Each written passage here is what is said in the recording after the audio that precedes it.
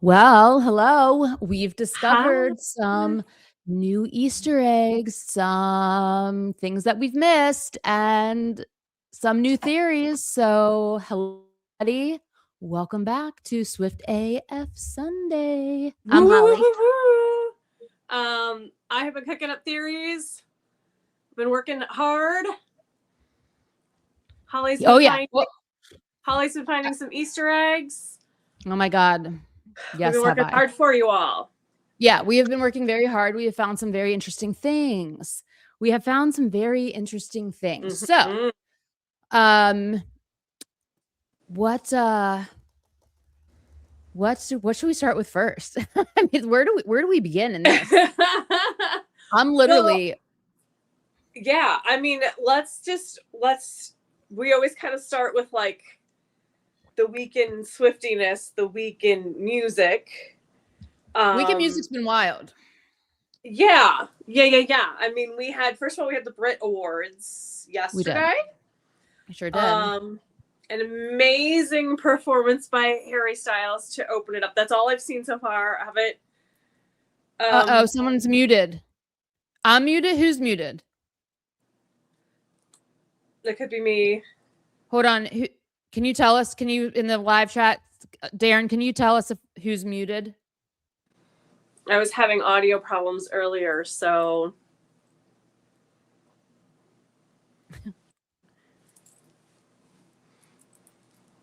I don't know. Okay. Well, okay. Mike says he Okay. hears us. Okay. So I don't know. All right. I don't know. I don't Yep. know what's happening. It's just must be the lunar eclipse. I don't know. Oh, Okay. I both hear of you us both. muted. Okay. Well, I that think it means I hear maybe. both of us. Yeah. I don't know. Oh. Duh. But hello, Darren. Hello, Mike. Hello, everybody. Hello, Yes, hello, Lee. hello. So yes, okay. So it probably is the eclipse. It's screwing everything up. The whole world's in crisis. We're not going to get into that because this is our happy place. So This is our happy place. We are still celebrating joy, being joyful. yes, unapologetic joy. Kill them with kindness. Kill them with love. Love's the only thing that is stronger than hate. Blah blah blah. We know, and we're trying our hardest every single moment. Yeah, we are. All We of are. us We are. are. All of us are. We are. Okay. What Okay, should so we start Larry with? wants to know how. I don't know how many Easter eggs related to debut there are. I've not counted them, but there's a lot. Not only the Opalite music video, but the Instagram post that Taylor put out with sort of like behind the scenes type things. So there's a lot. I mean, I think it's undeniable at this point that we're gearing up for Taylor's version to come out, right? It has to. There's some weird. Okay, so there's some. Listen, the things that she put out on Instagram from behind the scenes are crazy. They're really wild. I found something that I'm literally scratching my head over, and I cannot figure. I don't know. I don't know what to say about it. I'm going to show you. I'm going to try to like share my screen at some point in this. So we'll see how that works because tech is not our friend today. So I don't know. And debutation, yes, there's a lot. All right, take it away, Taylor. Tell us all the stuff. Okay, well, first of all, let's talk about the Swiftie math that we've been assigned to do from Dr. Taylor Allison Swift, because that caption, it had a lot of numbers on it. It had a lot. I mean, she basically said, you have to add up some numbers here, folks. Now, as usual. I think my theory is we are only supposed to add up the numbers in the sentence before where she says that's a lot of numbers, but you can do the math. I don't think it's every number in the post. So from taking that, there's two ways you can look at it because it has the word first spelled out in it, which technically is not a number.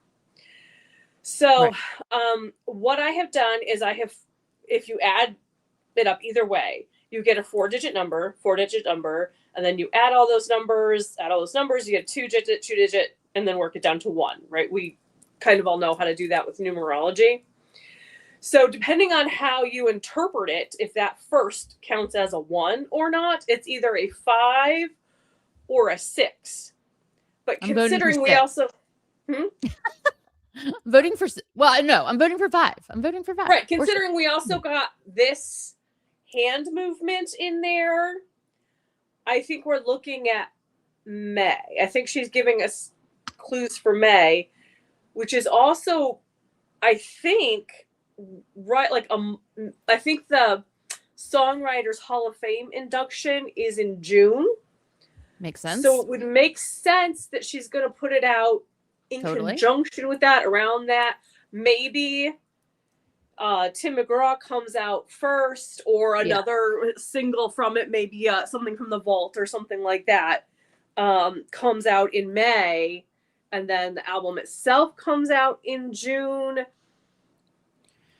Yeah, that makes sense. I mean, that makes sense for it to be May than June. I mean, it gives it a month, like, you know, lead in, and it's right in time for everything. I totally love that. Yeah, I think that's what's going to happen. Okay. I don't know about the reputationness of it all, because there is this 6 with the markers on the ground, right? And there are other 6s. Yeah, there sure is. I don't know. I'm of two minds of it. I'm of, she might just want to get it all done and get it all out there, and that would be an amazing way to celebrate the Hall of Fame. And then there's the other part of me that says, would she throw it all out there all at once? But that doesn't seem like her business acumen. I also think she could be so sick of it, though. Like, she can't wear black without everybody losing their minds. So I don't know. Yeah, we're at a little weird place where there's a lot of stuff that's giving us question marks. And Darren, I love this because yes, the answer is yes to both of these. Is it weird? Is it weird? Is it Swiftie numerology where you just add 87 plus 13 instead of like real numerology where you do 8 plus 7 plus 1 plus 3 and then divide? Yeah, like I get it. Okay. There is a lot going on right now, is what I think is the other problem. Not problem. Yeah. The other situation, the other situationship that we're in is that there's there's a lot going on. I think it's like, you know, I think it's like here's what's on the agenda, right? We have debut TV, we have rep vault TV, right? Whatever incarnation we get, whatever. We have possibly another music video. We have her getting married at some point, right? We have the Bad Apple scene. We have the Maddie Healy of it all. We have TS13 in the mix. TS13 probably is already written. Do you know what I mean? Like, we have a lot of things happening, and possibly other projects we are unaware of. Yeah, the movie, a record label, these big things we've been theorizing, but we don't have any real concrete. They're theories at this point. We don't know that they're actually happening at all. Yes, so it's like, that's like 10. Yeah, and now Darren's saying about the Blake situation. Yes, absolutely. Which is majorly was a miscalculation, right? That was a miscalculation. I feel like that is real messy. So yeah, like there's a lot happening, and what I think is like interesting, and tell me if you agree with me, Taylor, on this, is that like I feel like this is one of her first eras where it's like not hyper defined in parameters of like follow this to this and you're gonna get this. It's like, here's everything, you know what I mean? Kind of in a way it feels like really extra chaotic. And some of these I'm like, I wonder if she's even like, do you think she subliminally does some of these? I don't really know. Like it's wild. It's wild. All right, so there's so many things, and like, so I just as a little teaser, I am 98.9% sure I figured out the scissors. Oh, good. I will get into it later. I'm so excited about it. Yeah, I can't believe I figured it out. Yay. feel super smart. And it's Good. great. It's great. And I think it's for TS13, but again, it's like I just know that I figured out what she's saying with it, but I don't. Okay. There's so many things. Like I had another thing come up over the week where I was like, Holly, I feel like I've got for something separate. I feel like I've got. I think I figured that one out. Yeah, I've got all these pieces, but I don't know what the full picture is. I don't know where it's leading to. And yes. Okay, so Darren, it's the 4-digit numbers are not dates. I have them because I can't ever keep numbers in my head. So if the first, which I don't think it counts where it's spelled out first. Okay, so that's my gut, is that doesn't count because not technically a number. The 4-digit number is 4118, which could be May 18th, 41 being 5, and then 18. I suppose it could be 6. None of these dates are Fridays, which is kind of what I've been looking for. So, yeah. I don't know. Then obviously, if the first does count, it's 4119. What if it's the 411 like information with an infinity sign? Oh God. Well, I mean, if it's like, let's pretend it's the 4119 for just a moment. The 41 could be a 5 and the 19 could be a 10, and May 10th is Mother's Day. Is the best day? No, the best day is in Fearless though, isn't it? It's not. That's not a debut song. So I don't know. But also like May 1st is like a day of I looked up if it's a holiday, it's like the day of rebirth, which kind of look on the official Taylor Swift calendar. Well, there you go. And then the other thing that's been, Darren saying it's probably 1-digit number, and I agree with that. The other number that's been tripping me up is, why did she specifically say that the Opalite video is set in 1993? Oh. That is, do you have a theory on that? Because it's been driving me crazy. Oh yeah, I broke that wide open. Oh, in my head. Great. Yes. Great. It's sort of part of my Maddie thing. Sorry, high alert. Okay. You got okay. So here's the problem that I'm in. This is the conundrum that I'm facing myself with. Okay. Conundrum with us. Yeah, allow me to. Here's the situationship that I'm in right now. Okay, so you know that I have this PowerPoint, right, y'all, that I've been working on for literally years. So I'm like, okay, yeah, the whole thing. So I'm like, okay, so when should we present this? Okay, let's do it this. Well, then all this stuff keeps happening where I have to keep adding stuff to it. Now I'm like, well, am I being over the top and picking up things that, but I don't think I am, because when I like double check with myself and I'm like, is this, where in the realm of normal is this? And like, what possibilities and what other explanation can we have? And they're I'm sorry, but they're lax one. Yeah, like the one that yes. Can we talk about it? Should we talk about that one? We can. Because I'm really hoping if we crowdsource this, we can find a different explanation for it, because I really want to find an explanation for it. So let's start at the beginning with an Easter egg I think I found. I don't exactly know what it means. It could mean something Maddie related, but we're hoping it's not. Okay, so let me see if I can pull up the picture that started it all.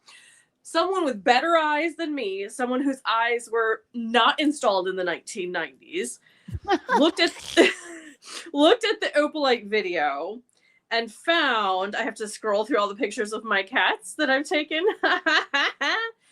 They found that the vinyl George Michael album that's on her bedroom floor has behind it another album you can see. There's no writing. All we get really is this red star. Correct. Now, I won't take you through all the shenanigans I went through to get to this point, but with Holly's help, I thought it was only on one album of this band called the Eurythmics, which for the younger folks amongst us, amazing 80s Europop band. Annie Lennox, if you're familiar with her, started there. Epic badass. Epic. Also, very well known to wear like a little bit of a masky thing, like in the Opalite video.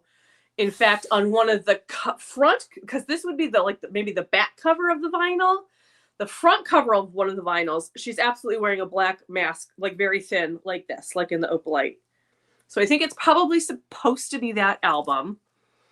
From the Eurythmics. The Eurythmics always used that red star. I can't find a specific, yes, Mike, Sweet Dreams Are Made of this. That's probably the song that everybody knows. There's other ones. I can't find a specific album that has a star in any corner, like even if she had turned the vinyl upside down or whatever. I can't find one specifically in that corner with no writing around it. But it's got to, that's like their symbol, that red star is on like every single one of their albums and on the CDs. Yes, it's their logo. It's like the band logo. Basically, yeah. So it's got to be a Eurythmics, and then we also have a nod to Annie Lennox in the music video when they're doing the karaoke or whatever, not the karaoke, the dance performance, and they have the paint over their eyes. In fact, let me see if I can, in case anybody wants to sort of visualize what I'm talking about. This is the front of the album that I was talking about. And then she also did a very, Annie Lennox, as in she, did a very famous performance with David Bowie, where this is Annie Lennox here, her hair slicked back, so it's a little hard to tell. So she's kind of rocked that look several times. And I don't know, like, are we supposed to be looking at these performances? Are we supposed to be looking at this album? I don't know. Like, again, it's like I feel like she's led us to a certain point, but I can't get past the finish line. I don't know. I need to sit and listen to the album that has her wearing the mask on the front to see. It is the album that has the song about the rain, which I'm just blanking. Isn't it called Diva? No, it's called Diva is her first solo album. It's called hold on, I'll look it up and I don't remember. I have a completely different song in my head that has the word rain in it, and that's like blocking the name of the song. And so the name of the album is True. TRUE. Okay. True. Here Comes the Rain Again. There it is. I knew it would come into my brain eventually. Or Touch. I'm sorry, it's Touch. They all have these one-word titles. Even Annie Lennox, of her first couple were just one word. And it's, again, doing my brain in. Here Comes the Rain Again. Thank you, Mike. So I feel like that's on this album. And we know she likes rain. So I feel like there's something in that album that connects to something, maybe something else that we talk about in this live stream of like these other ideas that have been circulating.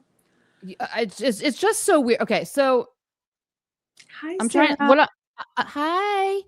I'm trying to find this picture that I snapped because I was like, what does this? After our phone conversation about the Annie Lennox thing, I was like, what else does this remind me of? And then I sort of like, I just let it like percolate, and then it, you know what I mean? And then something came to me a little bit. Well, I'm not even gonna start with that. We'll there's just a lot of things that aren't making quite sense. There's the things that aren't, they're not obvious. Okay. Maybe she's just like making it more difficult for us because we've gotten so good at finding the Easter eggs. I don't know. Well, okay. I don't think so, because if it's hard, it's not fun anymore, right? So I just think there's just so many things on the table right now. Sometimes there's a lot. See things that aren't there too, or assume things are totally Easter eggs there. Like that's why I'm like, sometimes I'm like, I don't even like, do I need to put this part in? But I'm just putting everything in there. So everyone, the PowerPoint will literally be all of my thoughts. Some of them they will appear to be crazy. I'm fully aware, because even as I'm like writing it out, I'm like, well, this is crazy. But it's but it's there. So why not say it? Okay. There is a red star at the bottom left corner of the Rhythmic's greatest hits. Yeah, with the black. Well, no, the background of that star is white. Yeah, and we did look at that one. Definitely that is true. But again, the red star is on everything. It's on all of their albums. Now, she could have taken an album and taken off the font, the writing of Eurythmics, and just had the red star. Is a possibility. It could be like a European, sometimes, in Europe or even in Australia, I think sometimes they have different versions of, like, especially for singles. And they have different artwork and things like that. It's just, I'm almost positive it's on the back cover, and it's just much harder to find information on the back, with the back vinyl of an old vinyl looks like. Right. So it's we're gonna have to go on Disc Docs or whatever and like look at maybe the back. Maybe. I mean, Darren, thank you. Darren said I'm doing research. Nice. Great. Thank you. Please give us the answer. Darren will find it in Darren's under on an hour. Darren is on it. Okay. Darren, do you want me to show you that picture again of what it looked like, and then maybe you can like screenshot it or something? It could be this. Here, let me show it to you again. It looks like it has that hard cardboard, that the oven of the outside of a vinyl. It's also there seems to be a book behind it. I think the brown part here is a book, and in a million years we're never going to figure out that book. Or it's another vinyl or something. It looks very thick though. It looks like this is the spine of the book here. I could be wrong. God, I hope it's her book. I would die. This is literally all we see. So this is like black or dark gray, and then white, and then there's the red star. So there could be any writing or anything. Oh, yeah, it could be here, but our angel George Michael covers it. It could just be like a symbol of that's the single that's going to come out after George Michael. But again, I don't know what it would symbolize. Okay, let me tell you something I found that's weird. So everyone's familiar with the Opalite music video, right? And everyone's familiar with this scene right here, correct? Yes. That's when the stapler turns into a stapler. Mm-hmm. Okay. And I just did it again where I held it up to my like a. That's okay. We knew what you meant. Okay. Can you see this? What does that say? Yes. Oh, what does that say? Number two bestseller. Uh-huh. Right. Everyone recalls this? Mm-hmm, seeing that in the music video? Assuming Opalite is number 1 bestseller and Nopalite is the number 2 bestseller was my assumption of what that meant. And also we'll point out Wiley is wearing his shirt that has all the colors of all the stolen albums. Right. Yeah, Darren, that's why I thought it was Touch, by the way. Let's just respond. So here we go with her Instagram post, right? We saw her little carousel pictures, and we have, I don't think you're going to be, do you see how that changed to number 1 bestseller for Nopalite? Okay. I see that. Now, why would you change number 1 bestseller to number 2 bestseller? Why would you do that? It's number 1 in the carousel, right? Of the post celebrating it being a number 1 hit. She would have Nopalite as the number 1 bestseller instead of the number 2 bestseller? I don't know. Crazy. Very odd to me. 100% weird. Here's the other thing. that I can't quite shake, and no one can make me, and whatever. This is the delusion I live in. Tell me why. Tell me why. Tell me In why. the Opalite music video, on her dresser, is there a golden retriever framed? Not a tattooed golden retriever. Why is this framed on her? Why is this framed on her vanity getting ready? Okay, Why? so here's my theory on that. Why? Mm-hmm. Why? Mm-hmm. What's on that frame? Are there stars on that frame? No, it looks like a bow. A bow. Okay. I just feel like it's possible that when she's in the like, she has not sprayed the opalite on herself yet, so she's still with the rock in that when she's in her bedroom, when we see her in her bedroom. So if she's still with the rock, and there's so many other references to Maddie Healy, God, so maybe many. that's just another one's pointing us to the rock being Maddie. I think Maddie is, again, I've said this before, I think the rock is Maddie and Joe, but there's maybe more ways to symbolize that it's Maddie. I don't know. Yeah, Mike, you're right. It is the number 1, number 2 bestseller in the video. In her live stream carousel. It is, I don't know why this is blurry, but it is number 1. I'm going to pull up my screenshot. It is number 1. It changes like from number 1. I wonder if I can share my screen. She is definitely manipulating the art on these carousels, because as we know, the pens that make the Roman numeral 6 are not in the video. They were only in the carousel. Oh, there you go. Beautiful. Can you see it? Only in the carousel. Yes. See it. I can't even see it. Okay, cool. Oh, you can't see it? Oh, yes. It's huge. Oh, good. All right. So now I'll remove it. Are we both there now? Because like nothing's changed. We're back to normal. Sorry, I was looking. I wanted to look at the carousel myself. Mm-hmm. But I don't. Oh, is it this so it's not the one with the videos? Is it the one with just the stills? It's the stills. Like the behind the scene ones. Okay. Yes, the behind the scene. Okay. Oh, you're right. I see it. I know. Not that I doubted you. I just wanted to like see which post it was on. Like I've stared at this for like 5 hours. Right. Like am I like not am I seeing shit? No, I don't. I'm not. Yeah, because that's not the post that says it's number 1. No.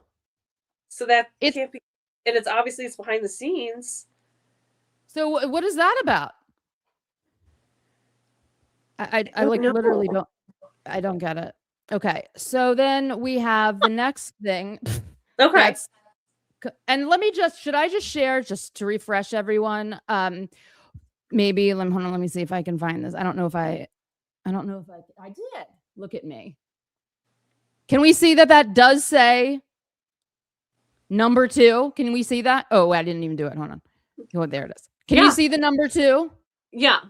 Absolutely. Okay, that's directly from the video. Number 2. Yeah. What's she doing? What is she doing? That's a weird doing. That's because number 1 would be for debut, right? 1. Well, I'm thinking of the lines. I've been number 1, but I've never had 2. But I don't know. But why would you make Nopalite the number 1 bestseller ever?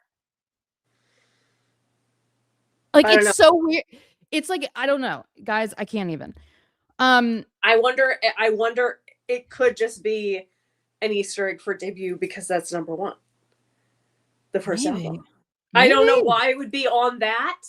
I don't understand. It's yellow with a little bit of green, so maybe that's the color of it. Can you all see that? Is that the? Oh, there. Is that the retriever? Yeah. Mm-hmm. Weirdness. Okay, it's just weirdness. It is probably touched with the words taken out. Mm-hmm. It is the top corner. Their rhythmics, the star. Yep. That's what I think too. Hi, Christine. Yes, you're exactly right. That was the they sang Annie Lennox and David Bowie sang Under Pressure. It was like a memorial for Freddie Mercury. Freddie Mercury. I actually had forgotten that George Michael performed at it as well. So that's he sang Somebody to Love, and it was so good. Oh yeah, it was literally. Okay, I'm remembering that now. Absolutely, oh my god, it was so good. Okay, so we have some weirdness popping up. Okay, we just have some extra things to think about now. And so yeah, that's also interesting. The George Michael was there. David Bowie, Annie Lennox, 1993. Well, I have a different theory about 1993. I don't have any theory about 1993. Hit me. Well, that concert did happen in 1993. Yes. Did bring that up. And both Annie Lennox and David Bowie came out with sort of big deal albums. Annie Lennox's first solo album came out at the very end of, or mid to end of 1992. And I know I listened the shit out of it in 1993 to the point where my cassette tape like wore out. Like, think about how often you have to listen to something for the tape to like just. It's and a also lot. David Bowie put out an album that was sort of considered his comeback album around that same time. So I didn't know if maybe that was significant. I was listening to Annie Lennox's Diva album again, I love it. So that was no, pain for me to do. Desperately trying to find any connections. Please, Holly, tell us what you think about 1993, because it's kept me up at nights. Okay, so this isn't fully formed, but here's my take on it, because I was obsessing over this one part of the story that's, again, in my PowerPoint that I don't really want to like talk about right now, because again, it will like take an hour. But I will say this. Okay, so 1993. So for all of the people that like show of hands, who loves the song I Hate It Here? I do. Huge fan, one of my favorite songs. I Hate It Here. She's talking about the secret garden, right? And we've had a lot of key symbology. Yes. Why can't I say that word? Symbology. I think that's how you say it. Yeah, it's not symbiology. It's symbology, right? Symbology, right? Yeah. Right. Okay. So, you know how there's that calendar in the Opalite music video that no one can kind of read, except you can tell like what days of the week, you can tell what days of the week. Yeah. So you can look on that and you can see where the last day of the month is, right? Okay. So when she said this video takes place in 1993, I was like, well, let me see, which month was laid out that way? Yeah. Okay. Excellent work. So it's August. Okay. And hold on, I'm not done yet. It gets weirder. Okay. Because August ties into my thing. Okay, go ahead. And the Secret Garden movie was released on August 13th, 1993. So if you go back to the Secret Garden, where she has the key, only one person has the key, it's her. She ties, but like the second half of that song is talking to Maddie, like, I'll build you a fort on another planet. I just take me in. I'll go anywhere with you. Let's escape all of this, and I'll build you a fort on another planet, and where they can all understand it. Yeah, where they can all understand it, because no one understands it here, even though I told them to shut up and just understand it. Nope. We didn't. I mean, because of the petition. So when we talk about when I say that there's just a lot of residual. Now maybe I'm hyper reaching, and it's like But then it shouldn't have worked out this well, right? If it was a hyper reach and she said it was 1993, and then I looked back at the calendars, and then I figured out what day of the month it was, or what month it was. It shouldn't be anything on the 13th. It shouldn't be August, and it definitely shouldn't be the date of the Secret Garden movie releasing. Now you say movie release? Yes. Movie release, you say? Yes. So this is a tie-in because, like, if she's redoing The Secret Garden, I will be so happy. I can't even explain to you how much I loved this movie when I was little, and how much I loved this book, and how much I loved everything about this entire story. Like, I love The Secret Garden. I love the song I Hate It Here. I understand this, your inner life, the whole thing. I am this person. So, yeah, just very interesting. I just very interesting. It should lead to nowhere, but yet here we are. It leads to all this. So, Taylor, what are you doing? It could. I will say that August is very prevalent in my scissor discovery. So it could just be that she told us 1993 so we could figure out that the month of August. It could be. I don't know. Obviously, I don't know. Could be. It could be. But it could not be. It could not be.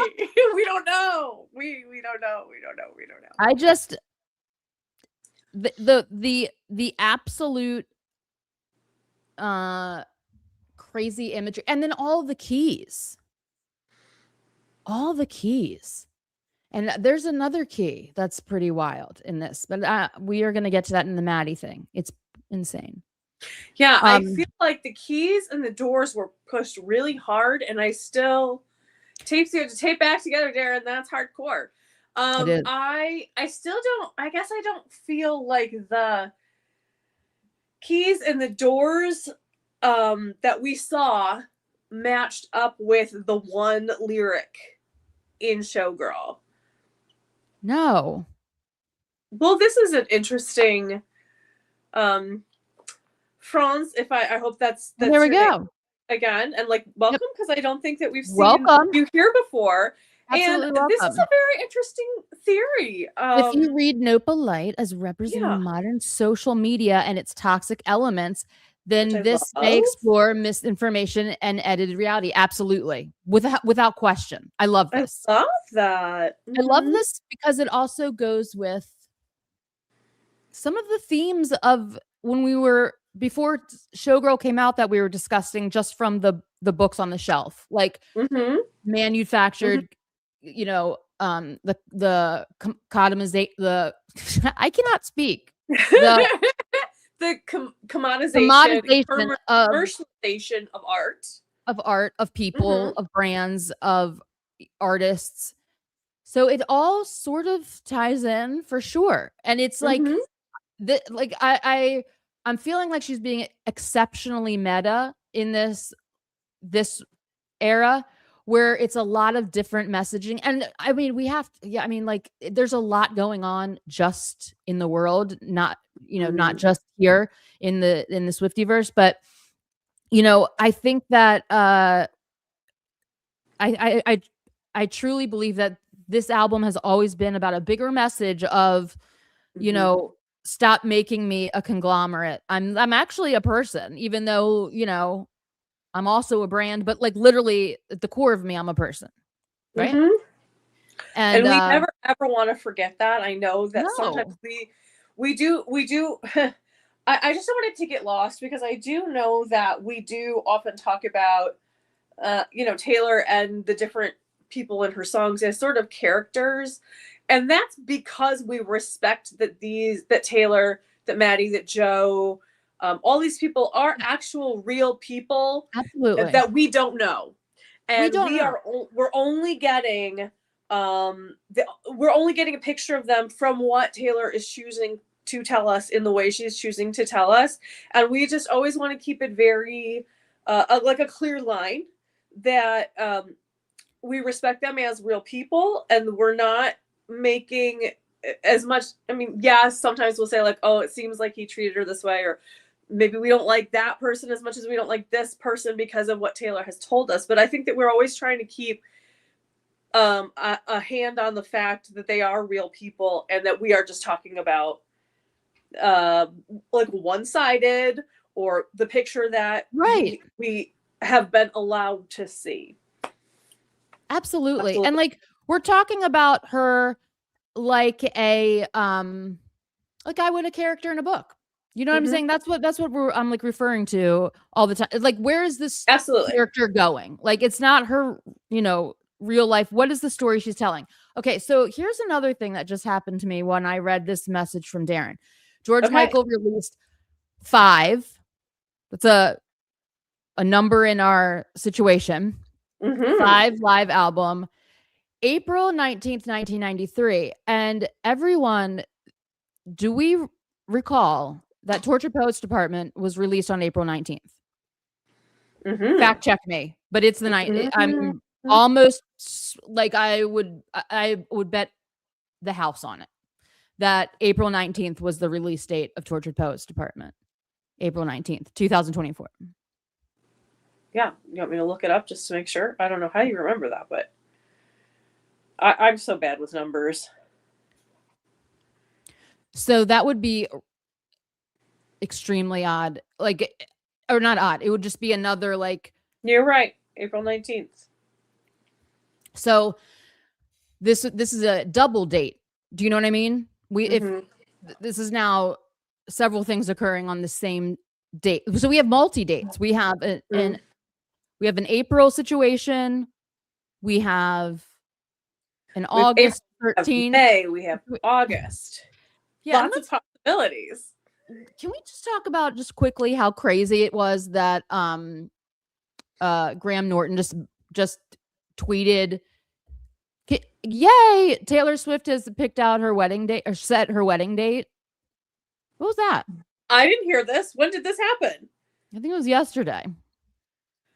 And he's like, "You gotta forgive me, people. I've been a little slightly off the grid. My dad had surgery on Wednesday. He's doing great. No big deal. But I mean, it was kind of a big deal. But he's doing great. But that means that I was in hospitals. I was with him. Those kinds of things. And we hope that he's doing awesome. He is. So no, I just totally, I missed that. Well, the world went insane, and like it was like. True. I think he's trying to be like, I think what he's trying to do is trying to say, you know, he wrote, "So exciting that Taylor Swift has a date for her wedding now." And I think he meant it like has a date as a person. Oh. As a date for her wedding. But it's still weird to say. Cheeky. And it's also everyone knows that that it's going to cause a commotion. It's just an odd thing to do. I mean, it's sort of clickbaity, right? Like it's very clickbaity. It's very strange. Which is, I mean, maybe that's just was like his purpose. Maybe, I don't know. I mean, if he is the one that talked about the NDA, that means he didn't sign the NDA, which means he did it. He's not going to the wedding, which means he wouldn't know the date of the wedding. Like, what is he doing? Oh, hello, LP. Whoop, whoop, whoop, whoop, whoop. Okay, only say it once. Only say Beetlejuice once, otherwise we'll get a visitor. Yeah. Oh my gosh, and I need to show you guys something. So I saw a video. It is most likely fake, but it is the 3 terms they say Travis has in the prenup. Oh, I can't imagine that would come out. That seems like that would be under tight lock and key. I'd also think I hope she doesn't have a leak in the ship. You know what I mean? Because we're all going down with it. Yeah. Yeah. Carry on, because I just did that thing again. So okay, we need to start like taking bets on at what time stamp Holly does that thing again. And like, I don't know, maybe we drink every time it happens, or somebody like bets on it and see if you can, win a quarter or something from it. Because we know it's gonna happen.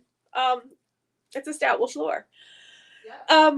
Yeah, and I don't think I also want to say that like we're talking about all these Easter eggs and these dates. I don't think she's going, in a million years, I don't think she's going to Easter egg anything about her. I mean, she told us she would not Easter egg anything about her private life. So I don't think any of these dates or numbers or anything have anything to do with the wedding.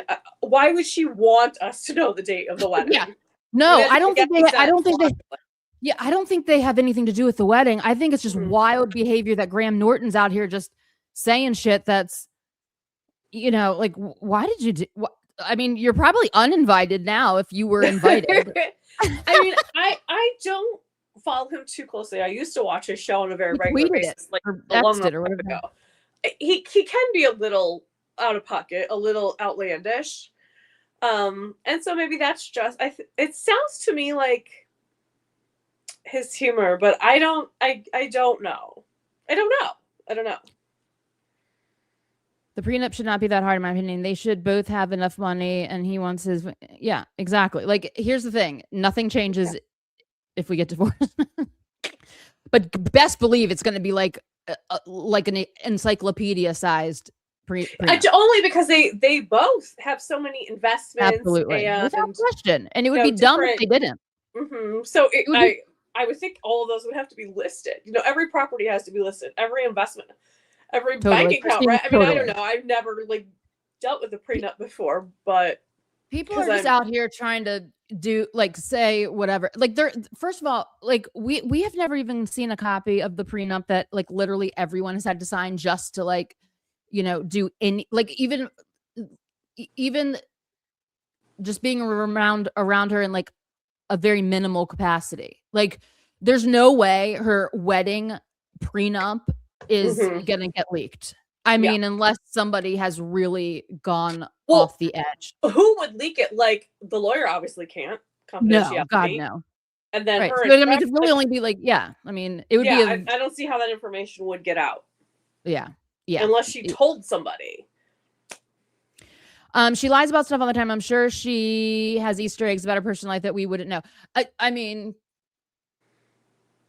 But would those be Easter eggs though? I mean, she does lie. I mean, we know she lies. She's dropped some stuff. Like, I mean, I think this is the other thing. I think the lines are getting blurred a bit. Like again, back to what we just said at the beginning. There's so much going on. I mean, she might not even be able to contain herself. Maybe she does. I don't know. I have no idea. But there's maybe how she defines personal life is different than how we define personal life, right? But I still don't think for her wedding date, I don't think she would want. I mean, I think that she's getting married on June 13th. I really do. It's too obvious, so it's probably wrong. But that is what, like, I firmly believe that in my Swiftie mind. Who knows? But then again, I'm like, why is there so much Maddie Healy stuff in this video? All right. So, and I know people be like, but you know what? I can't help the pattern recognition. It's just a part of my. I wonder if the trolling has gone from like lighthearted trolling to like not mean-spirited trolling in that like she's being like a mean girl, but like you're a rock. I want everybody to know you're the rock and you wait, whatever, you know what I mean? Like, it's still trolling because no one can troll him better because she knows so many details, so many things, so many insecurities. Well, and so it could be that they just do this to each other. They just do. They just can't help it. I don't. I feel like they can't help it. Almost. I don't know. It's wild. Now, here's something else I've noticed. I'm just going to throw this picture up here because please explain this. And I think this has to deal. Personal opinion. I think this is telling us that we're getting both debut and reputation. Yeah. All right. I don't know why I have to say it like that. It just comes out. I like when you say it like that. Good. Yeah. It sounds better. Okay, great. I do it from now on then. Let me find this. Hold on. Okay. While you do, I want to address like LP is saying that he's why is there two? Okay, that's a very good point, Holly. I've been doing some sleuthing in that video. Yes, you have. Yes, because I can't even. Why is there two of the same thing? Now, do you want my wild? Okay, I don't know. I almost feel uncomfortable saying this out loud. Go back to what LP is saying. Hold on. Let me take this off. LP is saying that Graham Norton said that to promote his now flop show. His flop show. But it's not a flop. I mean, he's not. Listen, he's not a flop. Graham Norton. He's not an American. His show is not here. Like, and he doesn't have to. He is extremely popular. Extremely like. It's not a flop show. Is this true? He doesn't have to. He doesn't have to. That's not. I'm sorry. I love Graham Norton, and I just don't want the. Yeah, I love Graham Norton. Taylor does too. Right? Is this true, Lamar? Is this true? If Entertainment Tonight said that for real, Taylor loves Entertainment Tonight. She talks directly to Entertainment Tonight and People Magazine. Those are her two go-tos whenever there's a weird like anything that comes out through People or through Entertainment Tonight, directly from Taylor. Always. It's always directly from Taylor. I haven't seen it from Entertainment Tonight because I would have done a backflip. But I will research that. Okay. Because my God. On the list of research things. Why would she not pick June 13th again? Just because it's very obvious, and so she is. Maybe she's taking the thing of like everybody's gonna find out of it anyway, and it's like sort of like when she revealed her belly button. Like, I'm gonna just give you this, and so hopefully like the fervor dies down a little bit. Maybe if I tell you the date, people won't be looking for every little clue and trying to discern all this stuff. And well, she should know us better than that. I mean, I don't know. I don't know, but it's possible. It is possible, but it's also the only Saturday, the 13th, in the entire year, because I have also analyzed the rarity of June 13th of this year. Only Saturday. Although we do have another Friday the 13th this month, do we not? Yeah, I'm talking about Saturday. No, I know, but I'm just saying, like, in terms of looking for like big things to happen, it's a Friday 13th, which we do sometimes get something big on a Friday the 13th. I'm not saying the wedding. I'm just saying one of these other 3,000 things we've been discussing. Yes. I don't know. There's a lot of stuff in the Opalite video, you guys, and I'm sorry, but I cannot unsee the number 1 and number 2. Why would you even have two signs? Why would you have a maybe number 1? It's well, that's a very good question, but maybe it's supposed to be like subliminal advertising, like I want the song to go to number 1. So I'm putting the number 1 out there. If it is sort of a comment on advertisement and different techniques employees that people use, maybe, like, I don't know, maybe that's what it is. Maybe it was a little like a subliminal advertisement type thingy of. But wouldn't she make it the Opalite bottle? I mean, not the Opalite number 1? Think so, but there isn't like a thing like that. There is like on screen. Well, there is the poster with Killian. Okay. I don't know. I had to stop watching the video because like I'd watched it so much that I needed a little. No, it's like I feel like I'm getting into the danger zone of like being like. Do you know what I mean? But there's a lot of stuff that we kind of miss. All right, so now here's the next thing. My theory on some of the stuff going on. Okay. And this also has to do with, okay, so that the double poster, right, of George Michael. That's a big find, I think. It's like, why is there two of the same, like a replica, like a duplicate of himself, right? A duplicate. What is another word for like a duplicate? What's another word? Like, carbon copy? A copy. What's another word? What if you're a person? A twin. Twin, you say. I do say. You say. Twin, you say. So, guys, we see a lot of twinning in this music video. You know what I mean? We see a lot of twinning when they're on the stage wearing the exact same outfit. A lot of their clothing style, like even their clothes in the when they're doing like the 1 hour photos, there's a lot of twinning. There's a lot of twinning. There's a lot of twinning. And you know, she's really only ever referred to one person as a twin. And I'm sorry, I can't, like, she's never, if she has said like Travis Kelce is my twin, like I feel like we're twins, I would be like, great, cool. But she's just said I love him. And again, disclaimer, I want them to get married. I want her to be happy. We are pro Travis. Yes. We are a pro Travis world. Okay. I am but let's just not can't help seeing the things that we're seeing. We can't, I can't help with the pattern recognition. It's a part of my brain I wish I could turn off. I can't, born this way. So like I lost my twin. I don't know. Then Maddie Healy has to jump in the mix. This is in the PowerPoint, but I'm talking about it anyway. Okay. Tell me why this man, why did he post a picture of him blowing up what seems to be a pink balloon and playing music with it? Now, what are these two people holding in the Opalite music video when they're dancing around? Did you see that picture of them with the balloons? Does everyone remember? Do we remember this? Balloons? Okay. I mean, why are we doing this? When did Maddie make that post? Like yesterday. Okay. Oh no, hell no. It's a response. I'm just saying, you guys, all I can do is notice. That's all I am. I'm a noticer. I mean, I can see from why Maddie. I mean, obviously, we have this Dogs album coming out eventually at some point. We don't know when.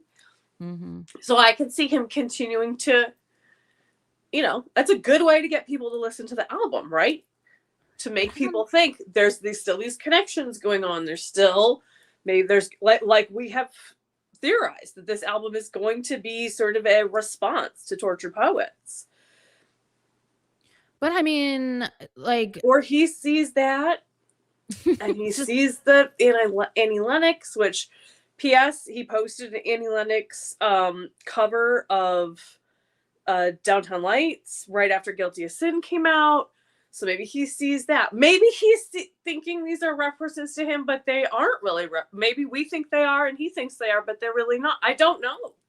No. They're references to him. I don't want them to be. Well, they are. I want we just explanation in the world. We just need to be real about the fact that there's a lot of referencing going on. There's a lot of referencing. Okay, because here's the thing. Because I was doing a lot of thinking with myself the other day, and I was like, if we have to look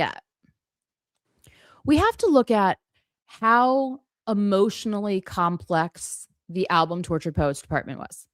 It was so deep. It was so raw. It was absolutely exquisite. It was beautiful. It was gut-wrenching. It was pure grief. It was so layered. It was remarkable. I mean, it's a remarkable piece of work. I mean, it is incredible.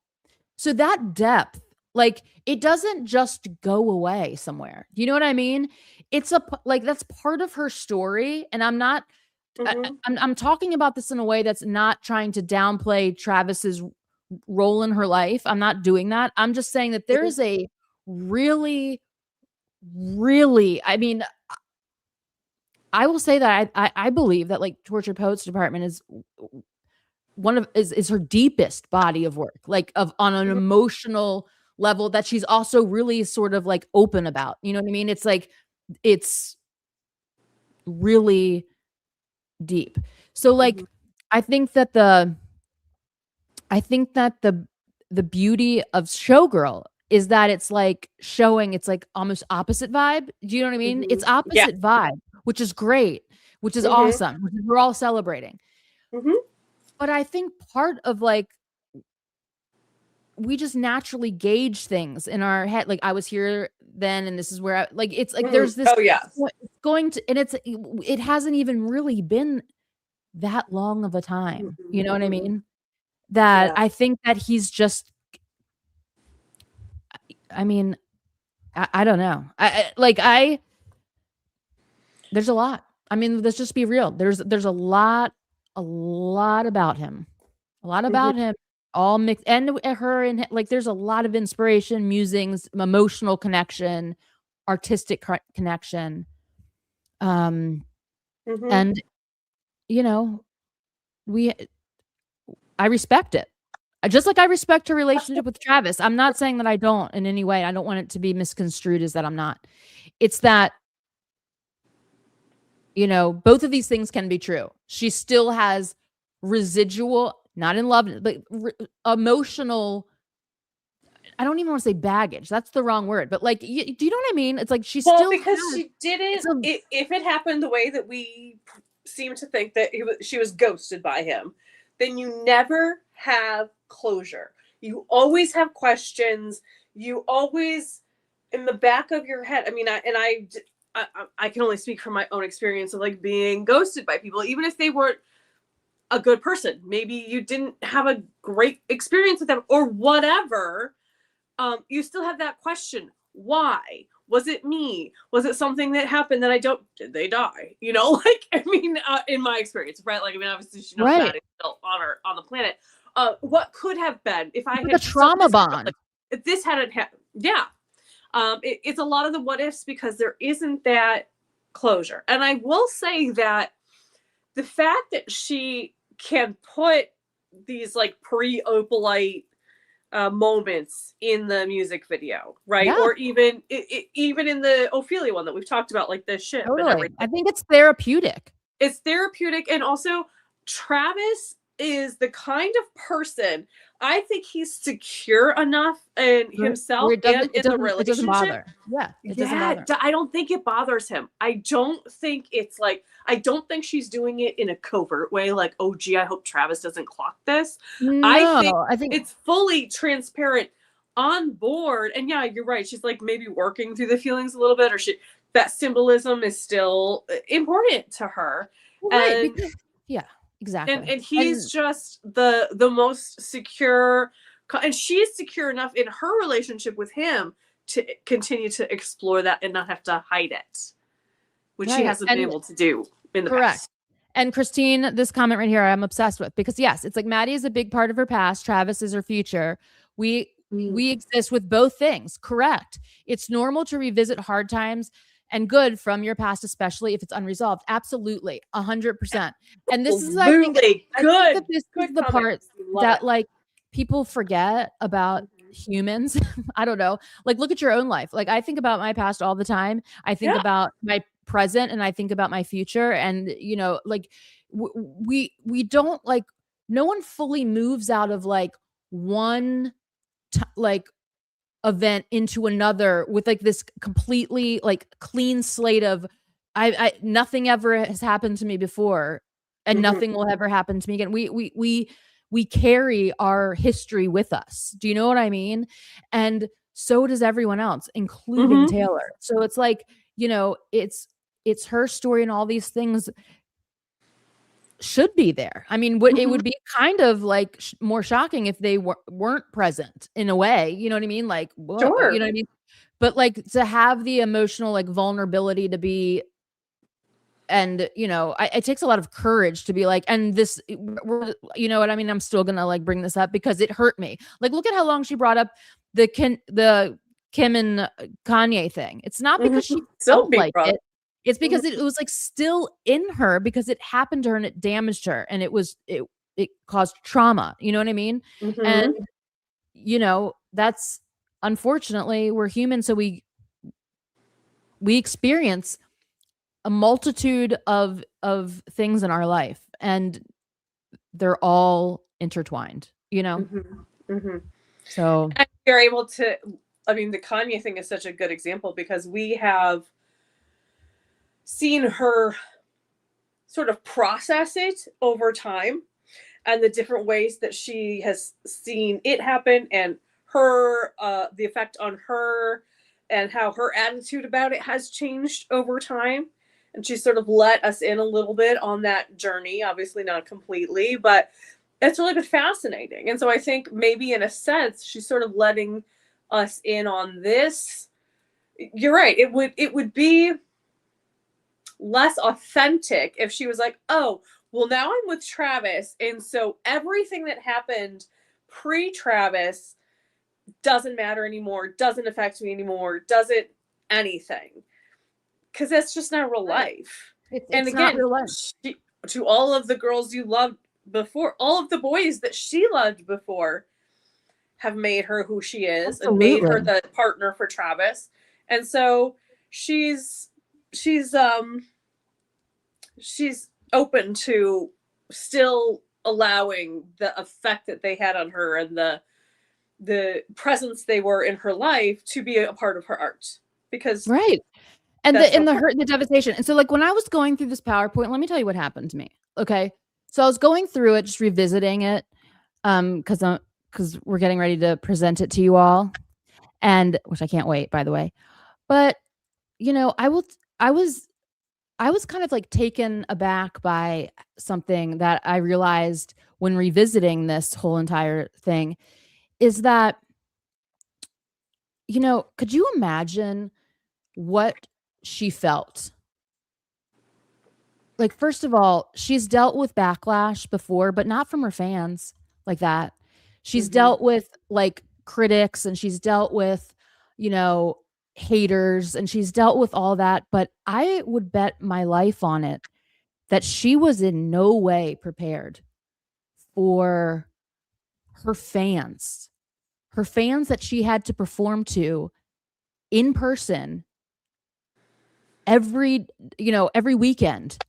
The biggest tour in the world, performing to people that she knew that they were in the crowd doing this online hate of the person that she loves, and like signing, like making everyone sign this petition and all of this stuff. That would be so alarming. I like that was the first time like the majority of the Swifties were like furious at something she did that has nothing to do with them. Like, it's her personal life. You know what I mean? That she made public, obviously, but like the backlash, I mean, she wasn't that caught everybody off guard. I guarantee you, in her crowd, like, oh my God, like her circle. Yeah. Whoa. That's traumatizing. And then have to just go out in there and sing, you know what I mean? To all the people that she's like, you're kind of the ones like tearing down you know, this situation and making this really wildly strange. You know what I mean? So the trauma, I mean, I would get PTSD from that. Yeah. I would. That's traumatic, you know? Well, and especially if you think about it, at the same time, she was possibly already still in these negotiations. Sorry, let me rephrase that. She was possibly very likely already in the negotiations for her master's. Definitely. And with her master's, and you know, I've got the place surrounded. Yeah, she's definitely able to say, my fans, and we know like the Eras tour money and all that kind of stuff are making it possible. Like, we devalued the masters, we have the money to get, like, so she's like holding this really special place for her fans while she's seeing, by getting her masters back, as a real legitimate possibility, which thank God came to fruition. And at the same time, out of nowhere, like literally the same people that she's like, oh my God, they love me so much, are, oh my God, they have no respect for my ability to make a decision about my own personal life. Right. It was a wild time period. And yes, and huge, like it was very strange because it was over the top vitriol. You know what I mean? Yeah. And then when Tortured Poets Department came out, and she like, but Daddy, I love him, and Who's Afraid of Little Old Me, it's like this is for you all that did this. So she's telling you how much this hurt. And I think it's also one of the major aspects of I Can Do It With a Broken Heart is that like her fans broke her heart also. Like she was brokenhearted by the whole all of the scenarios that were unfolding.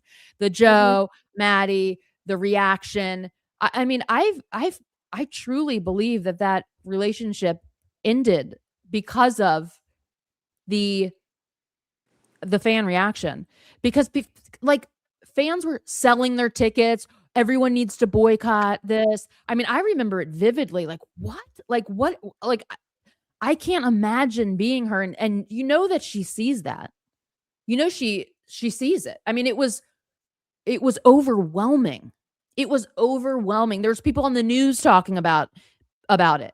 Like talking to fans outside of, like, well, if she does, like all of this stuff, like no one was prepared. She wasn't. She was not prepared. And she tried to prep everybody by saying, like, I'm so in love. This is the happiest I've ever been. Yeah. Like, this is like hey guys, I'm telling you something's about to happen, and this is the happiest I've ever been. I've been waiting for this my whole life. All of this, and oh my, it went bonkers real fast. Hi, T. Lee.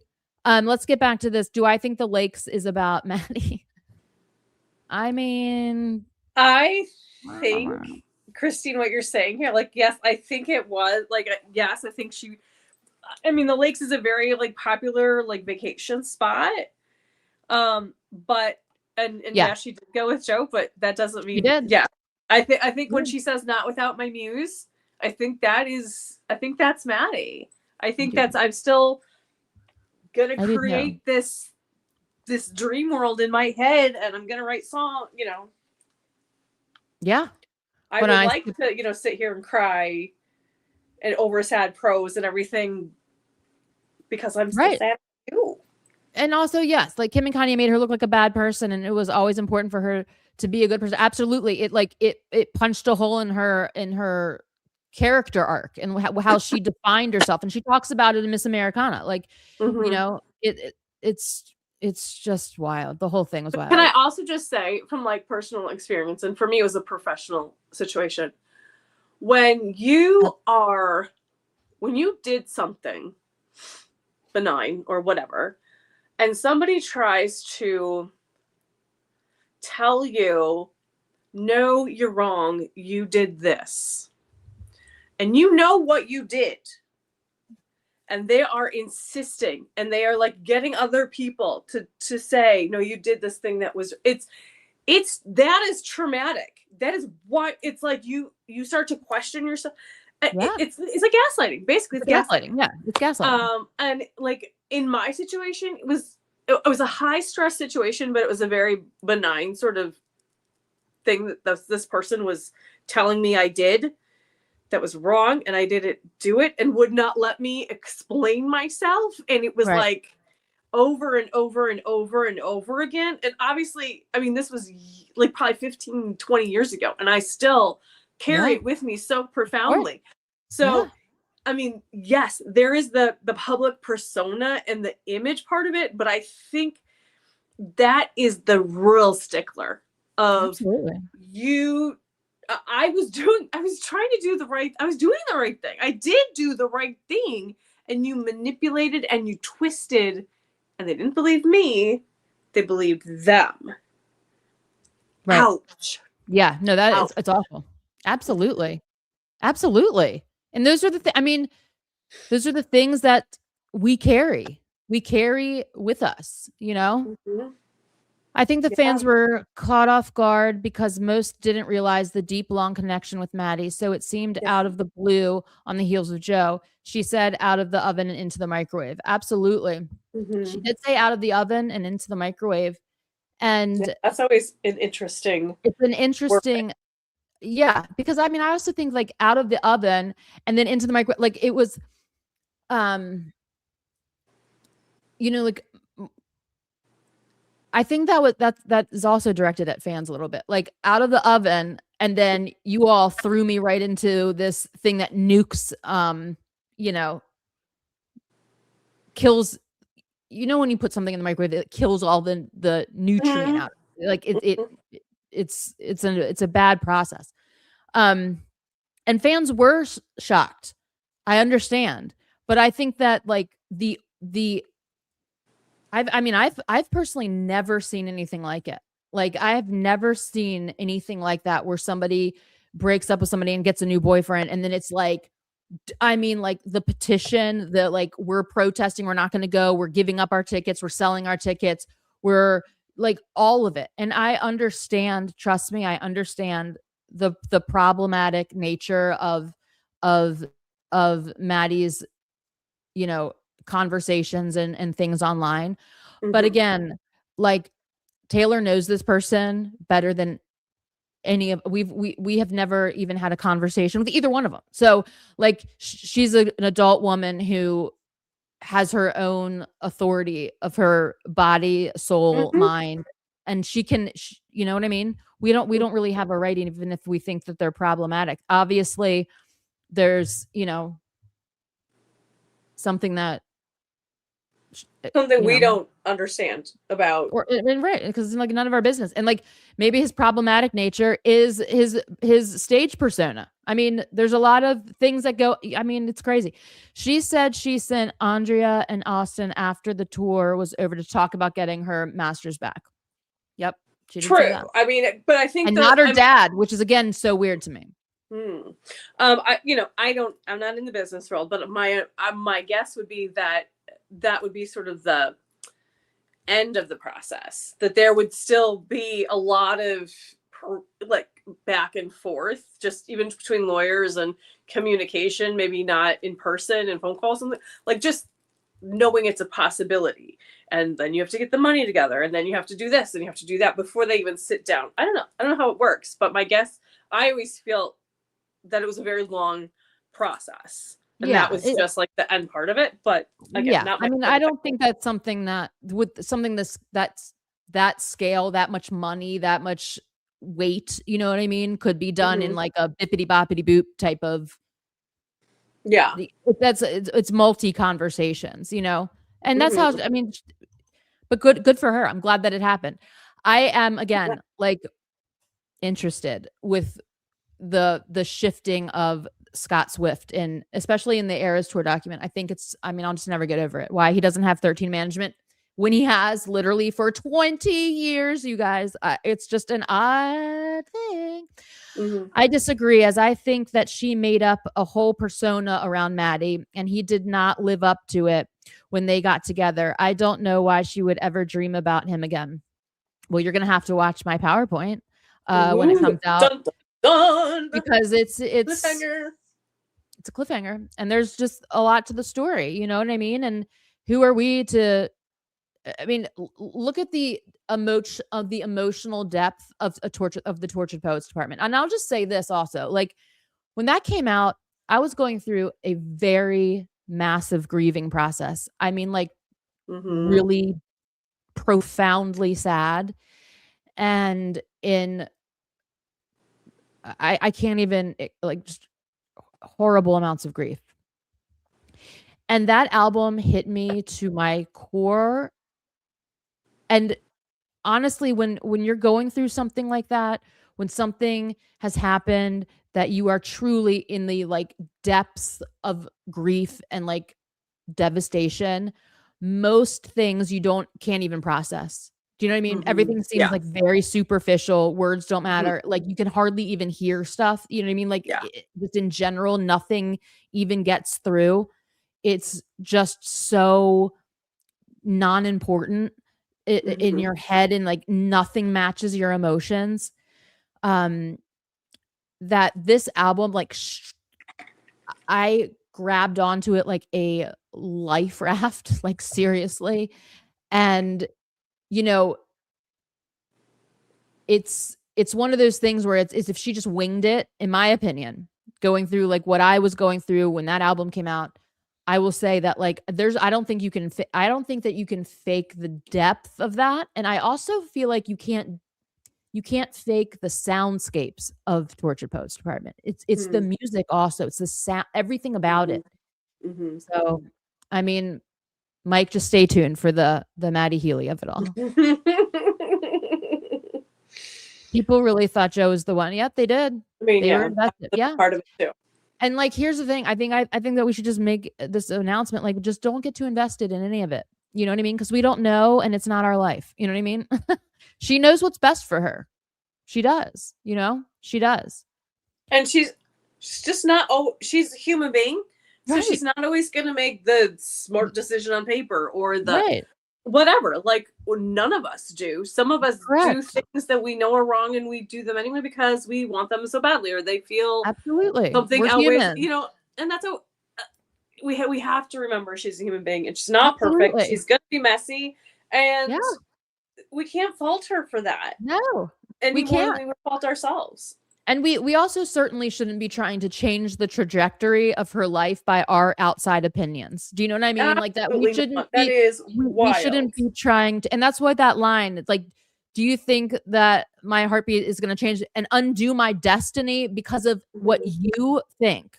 You know what I mean? Because, and when I say you, it's like for the fandom, the world, everyone involved in her life, the fans, all of it. Like it's not gonna, whatever you say, it's not gonna change the way that I feel when he touches me and you know, counteract the destiny. It's stop trying. But it, I think it succeeded. I think that it was a mutual like a situation where it's like I'm taking you down so rapidly and no one ever saw this coming. I mean, no one saw that coming.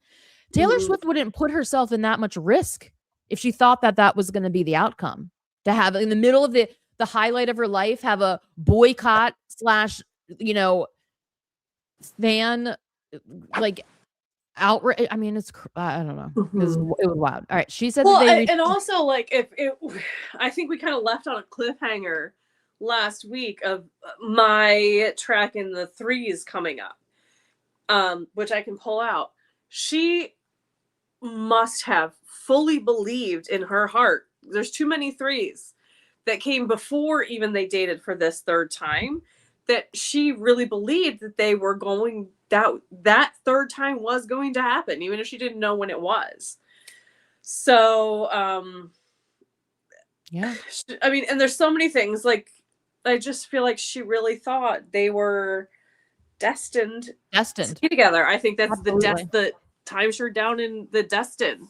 Absolutely. She picked Destin, the town of Destin in Florida, because she thought they were destined to be together. Absolutely. Without question. There, like you can't like shake my mind on that. Like she really thought.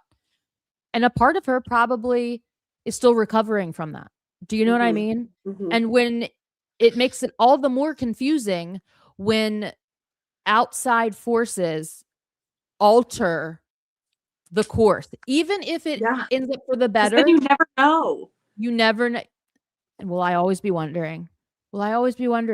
Like, even if, and right now it's like, yes, she is happy and great and love and getting married, all the things, right? And we celebrate. But when something like that occurs where you don't see it coming at all, and you totally believe that everyone's going to celebrate this, like she felt, she even put it in the music, right? Everyone who knows us understands this. They get it. Right. Everyone. And their opinion means a lot more than strangers. Like everyone who knows us understands why this makes sense. So, I mean, she like, it's, I mean, it's sad. That part of that story is actually sad because influence altered the course of her life. Now, we can sit there and we can have a whole conversation about like destiny and what we believe in, like all that kind of stuff. But then, can I get into my theory of the threes? You absolutely can. I brought it up, and since we sort of left on the cliffhanger, can I also show you? This is what I've been working on, my little binder. Yay! Lore. I love. I've got like all the eras in here. I found tabs of all the colors, and I have a Maddie Healy tab. So. Oh my God, I have a Maddie Healy binder. I'm sure you do, but I'm just starting on mine. In the archive. Okay, so this is, let's see, 1, 2, 3, 4, 5, 6, 7. I have found 8 situations where something is used 3 times that signifies Maddie, or I believe signifies Maddie. So, a couple I've mentioned before. The first one is she uses the word Daisy 3 different times. I fully believe that they had this Great Gatsby he calling her Daisy kind of thing. And when she talks about like, we were so Gatsby for that whole year, roaring 20s, putting pennies in the pool. Like I think they had a lot of nicknames for each other. They had the secret like coded language. Okay. So I think that is one of them. Kid. I think he called her kid. I think he told her she was a real tough kid so she could handle things. You're on your own, kid. And what's the third one that I'm forgetting? And what? The 3 times she says kid? Mm-hmm. I knew I should have written all. I thought, oh no, I won't forget because I've thought about it so many times. I'm a real tough kid. You're on your own, kid. And oh my God, what's the third one? Jeez. I don't know. It's in there. It'll let it work in the back of my brain. It'll come up. Okay. The folklore triangle. Obviously, a triangle is 3 sides. 3 sides. We have not landed on our total like theories about who is who in each character, but we definitely know Maddie's in there, and we definitely know Taylor's in there. Okay. Woman on the internet. She says this or the equivalent of that 3 separate times. You slide into inboxes. I mean, we were just kids, babe. We were just kids, babe. That's actually not what I was thinking of. It'll come to me though. But that's another one. That's an interesting one. It is an interesting one. I love that one. In The Smallest Man Who Ever Lived, March, she doesn't get shot 3 times, but it's like 3 times, right? She gets shot, and then she unalives. Mm-hmm. And I think it's 1 for each time they were together. Slide into inboxes. I think maybe that's kind of how they met, because that's the first one. It's not kids. It's like being called kid. That's the what I'm thinking of. But thank you, T-Lee, for trying to figure it out. I bet you still will. I think that maybe like I mean, we won't get into all of the this and that and the other thing, but I think that like each time she's shot and then at the end, yes, thank you. Blueberry, yes, that is what it is. Thank you. I thought you already said don't call me kid, don't call me baby. No. I didn't say it. Don't call me kid, don't call me baby. Kid. You're a real tough kid. You're on your own, kid. Oh. Yeah. Thank you. Woo! Crowdsourcing! So I think she's saying like, this was our first relationship. That's how it started. This was our second relationship. You know, normal girls are boring. Something in that happened the second time they were together. And then the third time we know when she is ghosting. And then she unalives, right? Okay. As you so brilliantly figured out in the song The One, she says the one 3 times. And again, I think they had only been together twice at this point, but I think she had her eye on, we're going to get together again. So that's the 3 times there. Well, and also she did that so brilliantly. So when you type in The One in a music app, the 1975 comes up first. Brilliant. Yeah. Also, since you mentioned that, now I've been listening with new ears. Guess what else she says 3 times? You're a cowboy like me. And we know that song is about Maddie Healy. Absolutely, without question. Again, in my PowerPoint. It's amazing. Yes. She says she only uses that phrase 3 times in that song. Mm-hmm. Okay, here's the one that made me, when I realized it, I was in bed and I literally was like, well, fuck you, Taylor Swift, because that's fucking brilliant. The song Peter, again, it's about Maddie. It is a waltz. Yes. What is the signifier of a waltz? 3. It's a 3 times. 4 time. 1, 2, 3, 1, 2, 3, 1, 2, 3. The whole song is in 3s. That is so brilliant and diabolical at the same time. Yes, it is. It's completely diabolical. She's diabolical. They're both diabolical. I can't wait to. I mean, I want to put this out tomorrow. Also, I will point out that in the song "Wood," we don't knock 3 times. We only knock 2 times. So maybe she's done with the 3s. I don't know. Maybe we'll see. But we shall see. There you go. I still would like to be able to add to my list because now it's in my head and I listen for it every time I listen to anything from Rep On. But there you go. Hopefully I've convinced you of the three-time theory. That the 3s mean Maddie. Mm-hmm. Yeah. There's so much that means. No, I know. There's so much that means Maddie. All right. So do you want to do your scissors? Yes, I want to do my scissors, but let me take a big gulp first because I just did a lot of talking. Let's do the scissors. But before we do that, can I show you something? Okay. Actually, should I wait for this to be in my... I think I might have to wait. Okay. Ooh, I think I should wait. I think I need to wait. Okay, that's fine. It's to be continued. So this is how we're gonna do this. We're gonna do the PowerPoint. Narrating it, and it's gonna be available on the channel just by itself. Then we're gonna also have Taylor and I talking about it, where you can see our discussion about it. And then the next Sunday, like once it's coming out this week. So next Sunday is a live stream. We're going to be talking about the PowerPoint, the episodes that will come out prior to that about Maddie. It's going to be a very Maddie focused. It's going to be the Maddie episode. Hopefully you all have watched at least one or if not both of the things that we're going to put out about that. They're coming out this week. Right. You could. Right. I'm saying hopefully they will have watched them. And then you can come with your questions, your theories, your comments, additions, mind being blown, whatever. Yes. So that's sort of the thought. Yeah. Just so we're all prepped and on the same page. I think that's the best way to do it. So yay. Exciting. Yay. Okay. Are we ready to find out about scissors?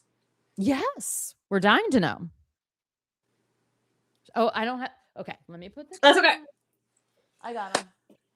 Okay. I would like to preface this by saying I am in no means an expert about the topic I am about to address.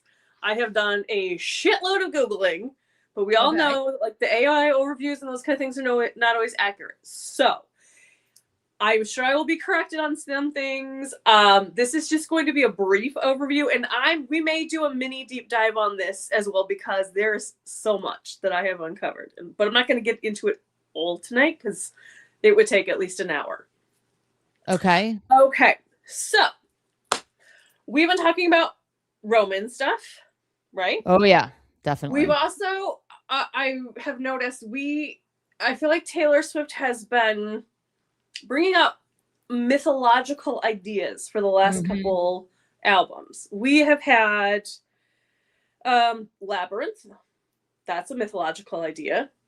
What do you mean it's mythological? Well, the labyrinth in mythology with the Minotaur in the middle. That's kind of where the idea that was like a big thing in both Roman and Greek mythology. Right. Okay. It's obviously transcended that, but that's kind of where it started. We have Cassandra. That's Cassandra Greek mythology. Prophecies are very important in mythology. Yep. Absolutely. And the underworld is a part of, obviously, that's where Hades ruled, was the underworld, right? So we have, in the last couple albums, just kind of been like prepping us to like, look at mythology. So, scissors. We have 8 scissors. Do you happen to know, Holly, what scissors are used for in mythology? Is it to cut your soul off of being a human? Kind of, yeah. There are the 3 fates, and they are sisters, and they use scissors to cut the thread of life. Yeah. Okay. So that is sort of like they symbolize death, but they also represent the accumulation of like your life, your fate. Okay. Yep. But one mortal kind of defied this when he was supposed to be mortal, but then he became immortal. And that was Hercules. Mm-hmm. Okay. Now, Hercules had to do 12 labors. It took him 12 years to do 12 labors in order. He was basically paying. He had gone mad. He was a mad man. And he had done some bad things, and then, like, to try to atone for that, he had to do these 12 labors. Okay. One of the labors he had to do, there was a snake called a hydra, and he would cut the head off of the snake, and then other heads would pop back up. Sounds like something in Taylor Swift's life. Do you know what another labor he had to do, Holly? What was it? Lifting boulders up the hill? No, that was Sisyphus. He had to retrieve golden apples. Ooh, nice. Mm-hmm. That was his 11th labor, was retrieving golden apples. So we're having some things come together. Uh-huh. Ooh, I love that. So I know, right? So he died on August 12th. It's now considered the Feast of Hercules. August 12th is the day we had the podcast.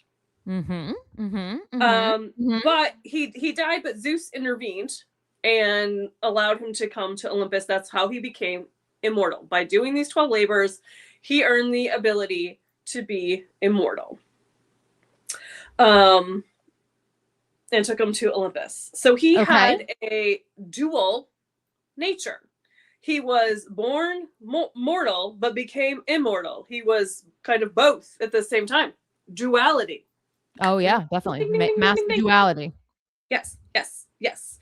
Much like Taylor is immortal, but in many ways, she's immortal now, baby dolls. Yeah, absolutely. In the Zane Lowe radio interview that she did for Showgirl, remember the behind her, the wallpaper with all the numbers and everything on it that I fear were constellations? Yeah. Yep. I'll just show you the picture. Well, I can't pull it up with my glasses though. Guess what constellation she is literally sitting right in front of? Hercules? The Hercules constellation. Yay. And the Hercules cluster is also known as M13. Okay. Okay. So, and when she's in Miami and she's got the goldenrod shirt on, right? She's at A12, but then she leads to 13. Oh, also, when she was in that Zane Lowe interview with Hercules right behind her, she said, I have such an eye on legacy. Yep. So totally. So I feel like she is putting herself in this role of Hercules, so to speak, of somebody who, had to go through all these trials. Somebody who, started off mortal, although he was kind of a demigod because his father was Zeus. And you could say, like, maybe that's the Marjorie. Well, we don't have to get we don't have to get too deep into it. Yeah, but, like, there's a lot of these parallels, right? Right, absolutely. Now, here's the interesting thing, because I know we've been talking about Roman stuff, and you're thinking, well, this is all Greek mythology, right? But, oh, no. Yeah. Hercules is actually the Roman name of him. His Greek name is Heracles. So we have gone, now we're all in Roman mythology. And it just reinforces, again, I don't know 100% where this leads, but I think we are seeing that Taylor Swift 13 is going to be, I am gold, I am immortal, I am a god, I am in my power. Like, we saw it started with Showgirl, but I think it's going to be that's going to be the theme. Loud, opulent, gold, the coins, the Roman numerals, all of these things come together. And in the Disney version of Hercules, when he becomes a god, he literally is gold. He's shining gold. And she was also wearing that gold that like drop of like a big gold like stone almost in that radio Yeah, interview. yeah. I love that. I love Okay. that. So last thing, Mm-hmm. there were 8 scissors, right? And the 8th month is August. Now, here's what I can't quite put together. Is she bringing us to August? Remember, you said the calendar was August. Is she bringing us back to like, I completed the 12 labors on August 12th because that's when I announced my 12th album? Or is she saying something else? Maybe TS13 is going to come out this August, or I guess maybe another August or something. I don't know if she's saying August that already happened, or an August that's coming up, Well, or maybe both. Wait a minute. Can I go somewhere different with it? Sure. But it's the same thing, but like just maybe she's saying it in a different way. Yeah. What are the 12 things that he had to do? Okay. I looked at that. They're not all like specific to Taylor. Okay. Like one of them is like, I've got so much in my head. Hold on. I have them all. They're not like specific. Okay. Because what I'm getting at is like maybe she's already mentioned them all in song lyrics, especially in. No. Okay. Well, what are they? Well, I'll just look them up. Hold on. The other thing I'm thinking of, which would be really interesting, is that like this July, sometime in July, I can't remember. The movie The Odyssey is coming out, which is literally the story. Like, wouldn't it be cool? Like, do you think that would tie in? Like, because it would tie into like all of what you're saying. Like, what if she did like the soundtrack, like to The Odyssey, something like that? Maybe that would be this summer, I believe. I don't know off the top of my head, but I think it's the summer. Okay, so yes, Darren, you're right. That was the first labor. He had to slay the Nemean lion. He had to slay the Hydra, which is the snake. He had to capture the Syrian hide. Like it's all these like weird words, right? Okay, but we have. Let's just go by one. Okay, the lion. The coward claimed he was a lion. Boom, done. What's the next one? The Hydra, which is the snake. That one. We got all the snakes and Cassandra. Done. Capturing the Syrian hind, and a hind is like I think it's like a bull, or it's like a deer. It's not a thing that exists anymore. A deer, it's larger than a bull, has golden antlers, everything's golden, by the way. Through this whole thing. Everything's golden. Okay. And it's like a kind of like a big deer, I think. A stag. Yeah. Doesn't she say, hold on. I think she does have a song lyric about a deer. Hold on. Deer. Let's go to the next one while I'm thinking of that.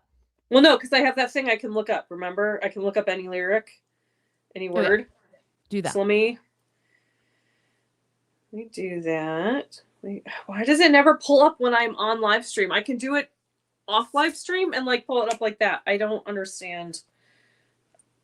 Anyway. Okay, let's skip that one. We'll come back to it. What's the next one? The next one is capturing a boar. BOA boar, or like a pig, basically. Mm-hmm. I don't know about it. Cleaning the Augean stables in a single day, which is exactly what it sounds like. Yeah. Cleaning out the pig. Mm-hmm. I don't start shit, but I'll tell you how it ends. Maybe. Slaying the Stymphalian birds. 1989. Oh yeah. Well, okay. So let's just not even get onto that because I feel like that's side tracking.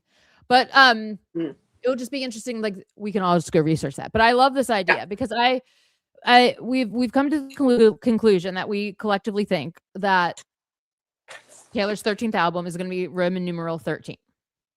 Yes. So, which also has obviously a 3 in it. So, I'm very interested in all the 3. Okay, so the scissors. All right, so hold on. Okay, so like I'm like processing it as because you just told me all this. Now my head's going. I also think like this could also be a Roman numeral 5. I think we've talked about that before. Yes. So, which would be May.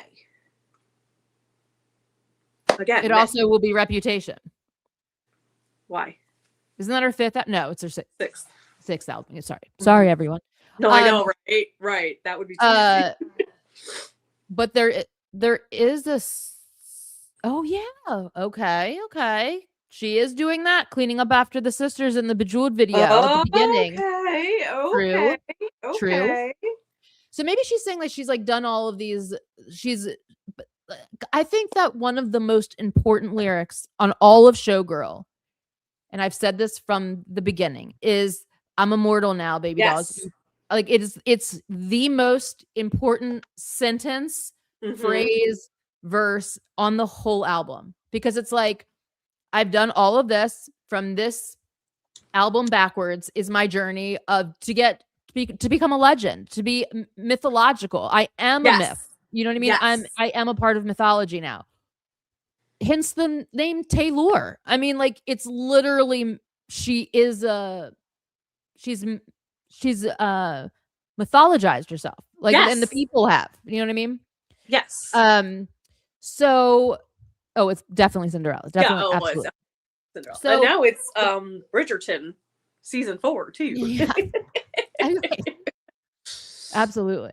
And hold on, does somebody mention a pig in that, you know, when Laura Dern is like talking to the other 2 sisters and they're like, I can't remember what they say, but like I feel like it's something that might have, it doesn't matter. There's also a lot of mythological imagery in the Bejeweled video.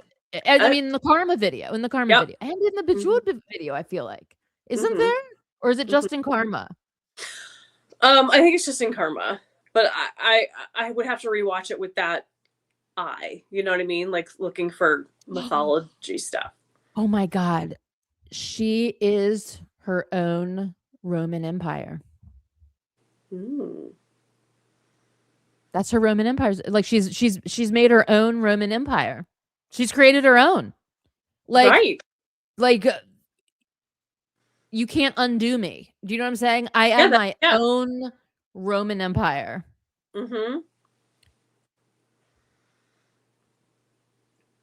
I contoured my with blood from the hog pens. Interesting. Okay. Interesting. Okay. So it's sounding like maybe we really can find at least a reference. Oh, yeah, and also what's interesting is that Hercules was only supposed to do 10 labors, and then they claimed that God's probably Hera, because Hera didn't like him, that like 2 of them didn't count because he got help or he got paid for things like that. So then he had to do 2 more, which that sounds familiar. Like the re-recordings, like there's so many parallels. Like that's not even all of them. And I love. And then if you bring in the Disney movie, which normally I would be like, well, no, but I feel like she's been kind of pointing us towards Disney lately. Like, I mean, obviously Disney Plus, but like the Pinocchio statue and the apple looking like Snow White pose. Absolutely, without question. I just rewatched it last night because I haven't seen it probably since it came out. I don't even know if I've ever seen it in full before. What? The Hercules movie. Oh, okay. The Disney version of the story, and it's not true to the real story, like basically at all. But there's some stuff in there that I think if she watched it, she could say, "Oh, that's kind of me." You know, I'm not going to get into it all tonight. We'll get into it when we do our mini deep dive, because I feel like it kind of pollutes the water a little bit of what we're talking about, and I'm not 100% sure that has anything to do with it. Well, it but would I definitely think there's Hercules is. I don't think she's gonna like flat out say, "I'm Hercules" or anything like that. No. It's the messaging. Yeah. and the theme, like, you know what I mean? Like this 13th album is gonna be like the most monstrous of, like, not even Victory Lap, because I think Victory Lap is this album. I think Victory Lap is like the Eras Tour. Yeah. Showgirl is like, by the way, I'm immortal now. Like, you couldn't kill me if you tried, so have fun with that. This next album is gonna be like, I'm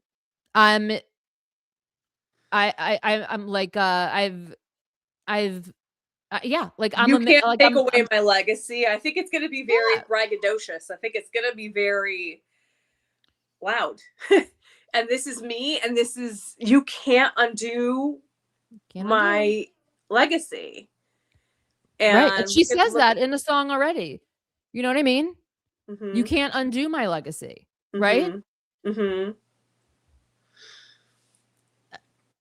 Period. Yeah.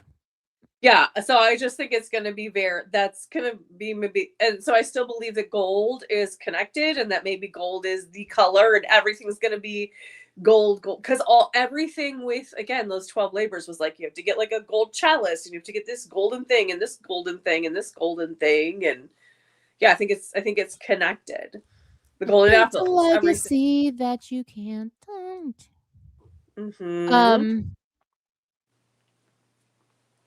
Yeah, I love that. Maybe it's the theme that's launched, like, it's leading up to if she creates her own label, like, if it's like the you know, hero journey to that, like, full on mythological level of Status the Summit. I mean, the TS, the Summit. Mount Olympus. You know, like Mount Olympus, right? Exactly. It's like you know, and everyone, the other thing is like everyone know, like all of the Greek gods and, you know, goddesses and all of the mythology of it all, everyone knows. I mean, this is endured time. Do you know what I mean? It's like, it's its own legacy. It's its own legacy that has survived for so long. You know what I mean? We're like sitting here in 2026 right now, literally talking about Hercules. You know what I mean? That's crazy. You know what I mean? So like, yeah, and like two completely different like societies like carried these stories through, changed them a little bit, but yeah, that always blows my mind. Well, yeah, and like multiple, like, I mean, I'm not even gonna get into it because it's almost there, you guys. I'm just gonna let it go and not get into ancient Egypt when I am just talking about it. All right, so everyone knows that's like, but like they merged. You know what I mean? They started like Cleopatra was Greek. She took a lot of like Greek gods and theories and merged it with ancient Egypt at the time. And I'll just all right. A lot of the Swifties think the song "The Life of the Showgirl" is about Britney Spears, especially the first verse of the song. Interesting. I don't believe that at all. I think this is a Taylor badassery song. I love this song so much, and I think it's really like it's her awards. It's like give her all of her flowers. Look at all of the Herculean shit that she's had to overcome in this career, right? Like, yeah, look at it. I think it is the transition song to the next album. Totally. And I also think that it's very, very rare that she writes about somebody who's not herself or directly in her orbit. I mean, yes, she has, but it's very rare. So I think it's just more likely to assume it's about her, you know, like if you're not sure. Yeah, and like I see the parallels, and it's like, again, you can interpret it however you want, but yeah, absolutely. Oh, I love this. So what do we think? Do you think that she's hinting? I'm gonna look at this Taylor Swift calendar and see if it's August 12th, right? Yeah, that's the thing that that's the only thing, like, when I figured, and it took me a very long time to figure out the constellation, because there's very few specific markings on the wallpaper behind her, but you best believe I figured it out. And when I figured out that she's literally had put herself right in front of the Hercules constellation, I was like, okay, no, I am not just crazy. I am not just making this up. This is absolutely what this is. So this, just for reminders of anybody who doesn't know what I'm talking about, or maybe didn't see the interview, this is what the wall behind her looked like. Ooh. And this is basically the constellation. Love. Again, it's very, but I mean, even this even looks like it's almost exactly the wallpaper because the writing is so similar. I don't know that it is necessarily, but I had to look for like constellations around it and near it, and I don't know constellations. I didn't even know there was a Hercules constellation. So, yeah. Well, this is amazing. So where are we? So, okay. So do we think that scissors are going to show up somewhere else? I don't think so. I think again, it's just like leading us to this because the scissors, when you use the scissors for Hercules, right, he was not immortal until the scissors tried to cut the thread, and in the Disney movie, the thread turns gold, so the fates can't cut it. So I think it's now all the scissors are like maybe in August is when I become immortal, because there's 8 of them. Maybe I'm not 100% clear on what all this stuff means. Obviously. Do you think it would be August 13th, like the secret garden date? Do all roads lead to August? I mean, I don't know, because August 12th is the Feast of Hercules, but obviously, I mean, it's like depends on what part of the world you're in, right? Because August 12th here is August 13th on the other side of the world. I don't know. Like the 12th, no matter what, right? Like it's I mean, like if an album drops at midnight our time on the 12th, the 13th, and you know what I mean? Right. Yeah. Here's the other thing I've thought about, and I could be totally wrong on this. The fates who have the scissors are the cutters, are 3 sisters, and we know that Folklore and Evermore are considered 2 sisters, right? What if TS13 will be like the 3rd sister album? Like maybe it'll be that same sound, you know, how some of the songs line up with both of those albums. Absolutely. Maybe that will kind of happen for TS13. That feels like a stretch to me, but it's another. No, but I like it. It's another 3. Like that I don't know. I know, I would love idea. that. I mean, obviously we all want the rock album, but I would absolutely in a million years never complain if it's another Sade album. Or that's what I want. The Sade album. And it could not be, maybe it's not the sound, maybe it's the story. You know, I mean, she I think sees her album sometimes a little bit differently than Darren. M13 is sort of like what the constellation is, I don't know, coded as or whatever. I don't know how it works. Again, this is not my area of expertise. So maybe May 13th. Hold on. But what else is M13? What that stands for something else in general, doesn't it? M13, isn't that something British, isn't it? Well, no, that's maybe I'm thinking MI5. It's a different star cluster, right? Or is it the same one? No, that's the Hercules cluster, according to my research. Again. Wait, hold on. M13. What is M13 that's not has to do with stars? M13. Isn't it something else also? Could be. Maybe it sounds like it. Is it the British CIA? No, that's MI5. That's MI5. What is it? All right, I'll think about that. Interesting though. I love this. Could be the announcement for what her directing film may be called on May 13th. Could be. Yeah, it could just be an announcement. Yeah. It could be like, there's an M13 that's a pew pew. I don't think that's what it is. No, it's not that. It's not that.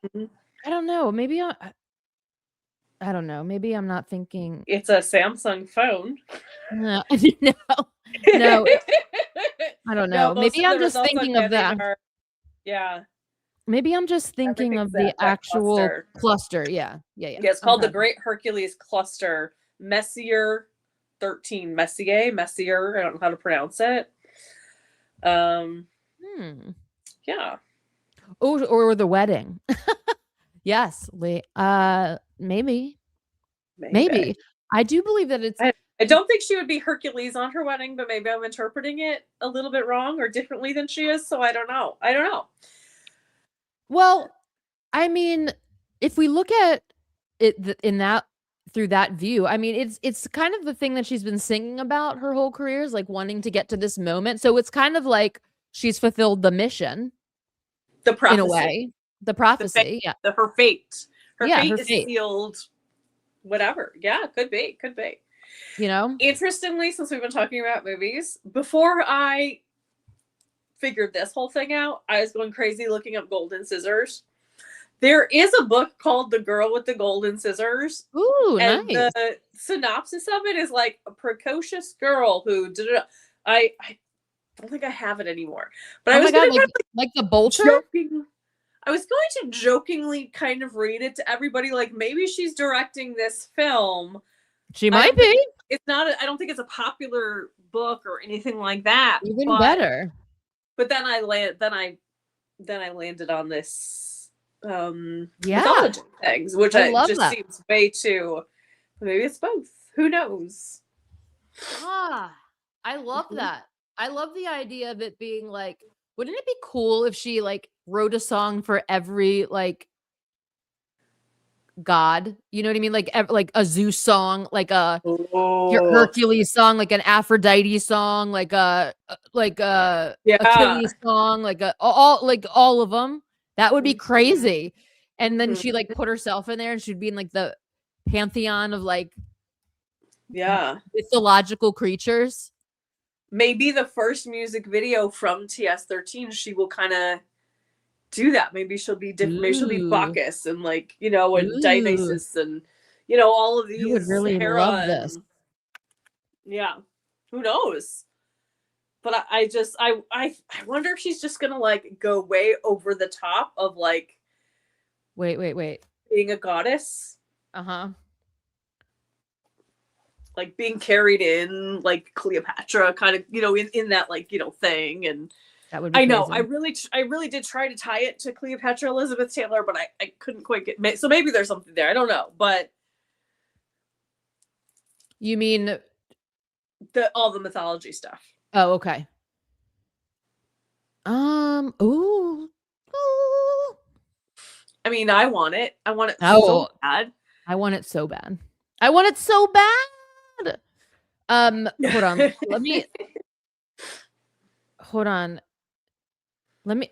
on. I can't think of the name of this. Hold on. With the August 12th, I got stuck on the fact that not only in the Instagram post from Miami back in the office post, but then we saw it again in the docuseries. And we also saw it in the preview for the docuseries of this A12 leading to A13. I think that's very significant. I don't know. Once I completed A12, once I made the announcement on August 12th and kind of officially launched my 12th album, now I can go to 13. Now I've completed these. I don't know exactly when the month is, but I feel like there's something there. Again, it's like I feel like I have. Hold on. I know what the M13 in my head is. Okay. I know what it is. You gonna share with the class? I think I might be wrong. I don't remember. I know what it is, but I might be wrong. But I think you know how there's been so much red in this music video in Opal. Yeah. Like there's been a lot of like weird red.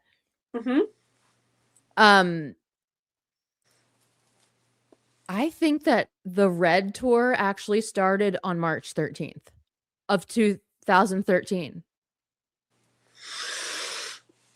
And that would be an M13. Maybe she's announcing a new tour. You know what I'm saying? Yeah, I don't have that in my notebook yet. I think I stopped before I got to red. Let's look it up. Good thing we have computers in our hands. I think it did.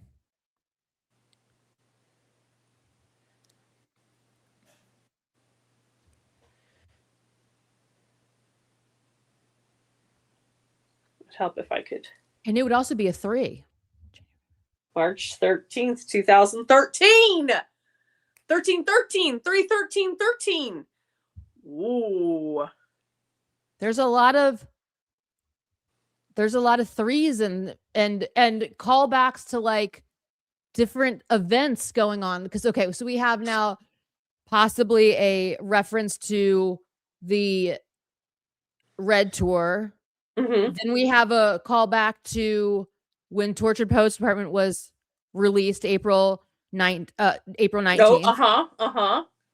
Then we have what are some other dates that we've June 13th we can that's not what we're talking about, but what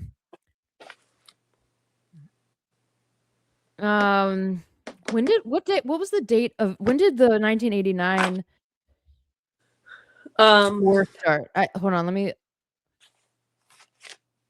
I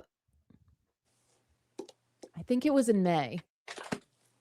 I think it was May, which would be a 5. Mm-hmm. Let's look it up. I think it was definitely 2015, and I think it was May 5th. It was 5. How do you remember? 5/5/15. 5/5/15. Right? Yep. Mm-hmm. Was it? Mm-hmm. Mm-hmm. Mm-hmm. Okay. Man, so she likes her numbers. That just make it a little easier that she does like to make those nice numbers like that. But yeah, totally. Yeah, so we have 5 and we have May, and you're saying, didn't you just say like the constellation has something to do with May? No. Or no, it's just the 5. Something. The constellation has something to do with May?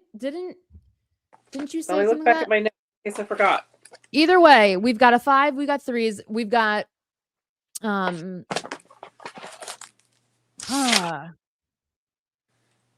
was everyone was saying something about May. Oh, that's in the Opalite video, the Opalite stuff. Wait, May, the M13 again. Thank you. It could be March, it could be May. 2 things that, like, do you know what I mean? May, mm-hmm. March. Mm-hmm. Mm-hmm. I'm looking like, if I'm thinking like Taylor Swift and I'm thinking everything's written in the stars, do you know what I mean? Like connected in like these little dots of things. Mm-hmm. I feel like what she is alluding to is either something that's already happened date-wise that she's repeating. Do you know what I'm saying? Because just in this live stream, we've brought up dates that have been like shown in her recent things that has already, like, something else already occurred on. Mm-hmm. So we have the August 12th with the A12. Mm-hmm. We have the we have the 12th album. We have August 12th. That was also the announcement day. Mm-hmm. We have the and all the other dates that we just talked about. Also, the Reputation tour started on May 8th, 2018. May 8th. Okay. So another May. 18. And then we didn't another have M. a tour again until Eras tour. Correct. Which started in March. Do we know the date? So it's another M. It is another.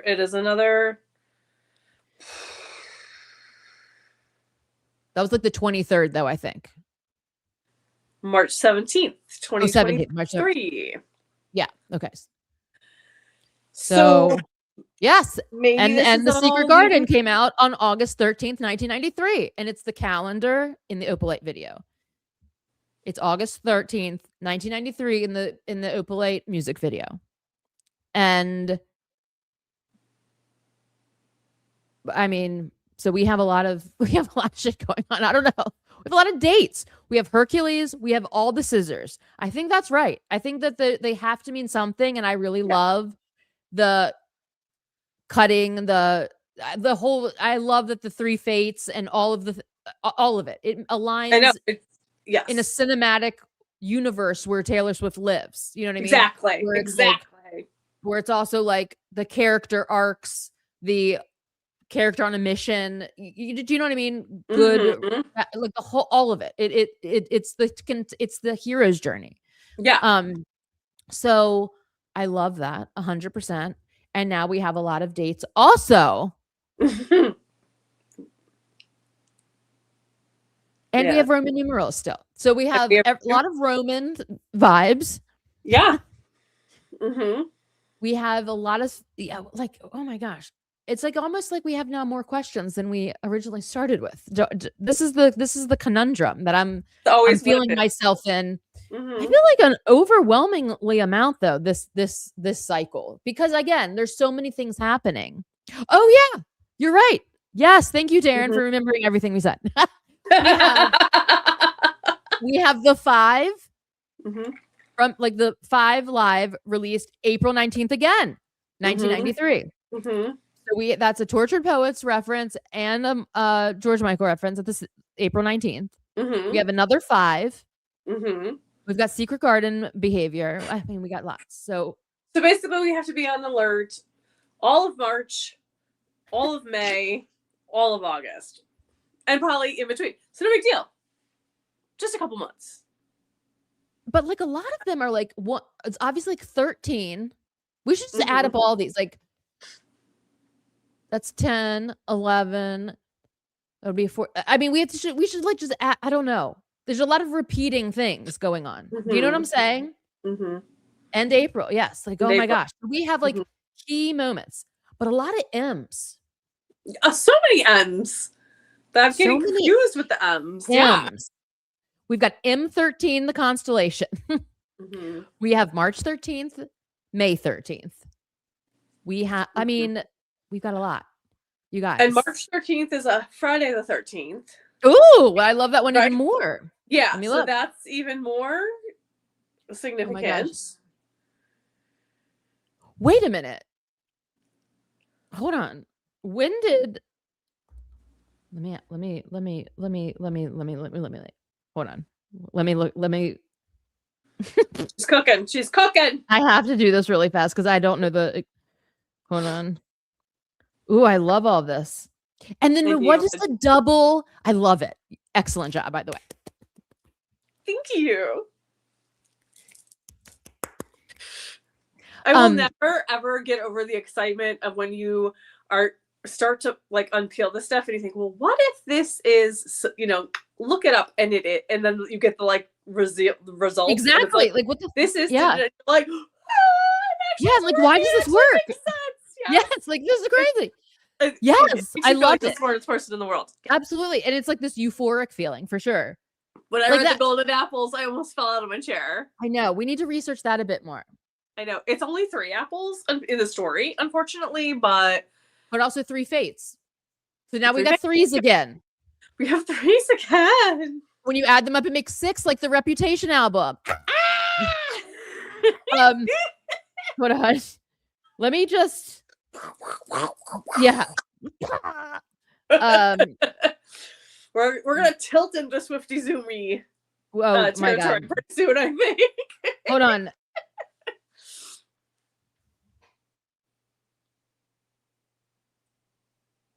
Okay, so like her first tour was in April also. Now we got another April. I'm just saying. The Fearless, her first headlining tour, like Fearless, or first her tour first headlining tour for Fearless. Yes. That was April 23rd. Okay, God, all these numbers are like this. I need to write them all down. I'm gonna rewatch this and just be like, take notes. I should know by now that I need to have like a pen and paper here when we do these live streams. Duh. Okay, so what are the 2 George Michaels? Okay. Yeah. Okay, let's go back. I think it's duplicity, and I'm sorry. Like there's too many twinnings. There's too many things of like I look exactly like you look exactly like me, kind of things going on in that bedroom. And in the video altogether, there's a lot of duplicity. There's a lot of like we're the same. There's, and I mean, I can't really fully walk away from the golden retriever that's framed. I also need to show you this. I forgot to show you all this. We'll just like sort of end on this one. Hold on. Let's see if I can maybe find the it. George Michael, maybe the father figure video is going to have kind of two parts to it, like the Opalite did. Maybe that's what it is, which would again be just good business acumen on her part, because it got many more views of the Opalite video. So that she would probably do the same thing with the father figure video, right? And do like a behind the scenes, especially if she's gonna, I don't know, like do something, fun and crazy, like recreate mob movie scenes, like I so desperately want to do. You know what I mean? So maybe that's what it is. Maybe. I don't know, but I definitely think father figure is going to be a single. I think we're getting a music video for it. I just do. I think so too. I think there's so much in. I think I really think she foresaw that this album was gonna be huge and break all these records, and she's just wants to. I think she wants to kind of take it as far as it can go, and like kind of like break as many records as she can, set as many precedents as she can. Really use this album to like be the most, do the most, because again, she's feeling herself. She's in her prime. She's in her power, and she's like, yeah, I'm gonna get all this, and I'm just gonna take it. I'm gonna ride it till the wheels come off, basically. Which as she should. Like, instead of, because she no longer is in the position of I have to do the norm for the music industry. I have to follow the roadmap of what is expected, because she is the leader. She's a legend, baby. She doesn't have to do. She's immortal now, baby. She's immortal now. And she doesn't have to and do also anything. Didn't in the docuseries, didn't we specifically see her saying that line? I know she was talking about like the bouquet part when she was recording it, but doesn't she specifically say that line as well? But I could be wrong. I don't know. I don't in the docuseries. Yes, when we see her record with Max Martin and Shellback. Who just hold on? I don't remember. I don't know the answer to that. But oh my god, the double life of George. Okay. Because it's like she's living a double. Like it's like. It's the persona versus the real person. Not in. I understand in reference to George Michael what we're talking about here, right? But like not the same thing, but yes, right. But do you see what I'm saying? Yes. Okay. I love this. Yes, put Christine. On a persona. Yes. I have been this person, and again, like that faith is so important that it's that song, it's that video. It is that video where he shed that industry, yes, totally created persona. And 100%. I mean, there's even lines about that in that song, where your bread is buttered. That's all I can think of. That's the image in my head. But it turns against you because you are trapped in that persona. Yes. And the whole music video, he lights it on fire. He lights that persona on fire and says, I'm going to be more George Michael. I mean, unfortunately, he could never truly live his truth, which is, I know, heartbreaking. Absolutely heartbreaking. And that when it came out in such a vicious, vile, horrific way, and people made a joke of the fact that he was gay. Like, I mean, we look at it now and we say, who cares? But back then it was. And the absolute slander that was going on towards the whole community. Yeah. During the absolute horrific AIDS epidemic. Like it was, I mean, I just, it's sad that humanity can like let everyone down so many times on repeat, but here we are. You know what I mean? Here we are. Yeah, and it's almost, we're going back to that, but again, we're not going down that road. We're not going. Yeah, we're not going. We're staying in our happy spot. We are, but we are still allies, and we still send love to any marginalized community who's feeling any extra marginalized stress. Yeah, because we do love you so much, and love is the most important thing. We need to stay together. We need to stay strong. We need to protect each other. we need to love each other. Mm-hmm. We need to be open and accepting and loving of all of our uniqueness. It's like Mm-hmm. what makes the world go round. You know what I mean? It's like Absolutely. literally it's we were talking earlier about, you know, all of the things that come along with being human and all the baggage that you end up carrying through life just by being human. And like, yeah, we do have that. But like one of the beautiful things about being human is our capacity to connect with people Mm-hmm. and love and communicate and see the joy and see their uniqueness. And like we really need to highly focus on the good of each other. Mm-hmm. Do you know what I mean? We need to protect each other from the bad people, you know, but we need to love each other. We do. We really do. We really do. And And we need to enjoy joy whenever we yes, can. Like absolutely unapologetic joy all the time, baby. unapologetic Woo! joy. If It's you hard, look but at the Harry Styles performance from the Brit Awards, he is in his joy era. I love that for him. I love that for him. He's dancing around like he's love never it. done that before and just having fun and being silly. And I think there are some people in this world who say, well, you know, like that's not appropriate. There's too much stuff going on. And I agree. Like the stuff is heavy. It's so heavy that art, it has to be the escape. It has to be the joy. It has to be the moments of respite so that we can keep on fighting. So if Absolutely. you've not And seen we that, have to stay look it together. up on YouTube. It's so good. I'm Yes, so and excited for his share new album. the joy. And like these moments right here where we're on this live stream and we get to like escape from all of the, you know, Horrors, the all the horror. horrors that are waiting for us when this is over. These are the beautiful moments where we get to be creative and we get to all like say our thoughts in a space that is so welcoming and understanding and loving. And you know, like I love hearing everything that you have to say. I love hearing everything that Taylor has to say. I love all of it. I love the world building and getting lost in the lyrics and what the story could be telling. It's a beautiful, wonderful way to escape briefly from the state of affairs that's going on. And ultimately, Taylor's music is about love. absolutely, In all forms. straight up looking for it, recovering from it, searching for it, finding it, being human, reflecting on being human. You know what I mean? We are literally all human. So yes, oh, secret garden for a time. I'm literally gonna start crying. I can't Me even. too. I'm gonna I cry. literally can't even. It's like I love that. Okay, Holly, get a grip. How do I get a grip right now? Christine, oh my god, thank you for saying that. Excellent. Oh that just touched me so. Listen, I know.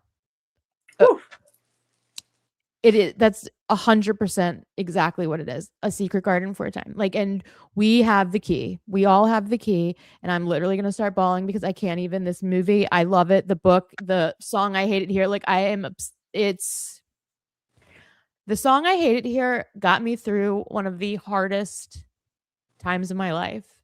And the book, The Secret Garden, got me through a whole different set of hard times in my life when I was a lot younger. And you know, just the beauty of it, having this special place that's hidden behind a door, you know what I mean, with a fancy key. And you go into it and it's completely beautiful and like all of it, like the whole thing. So yeah, it's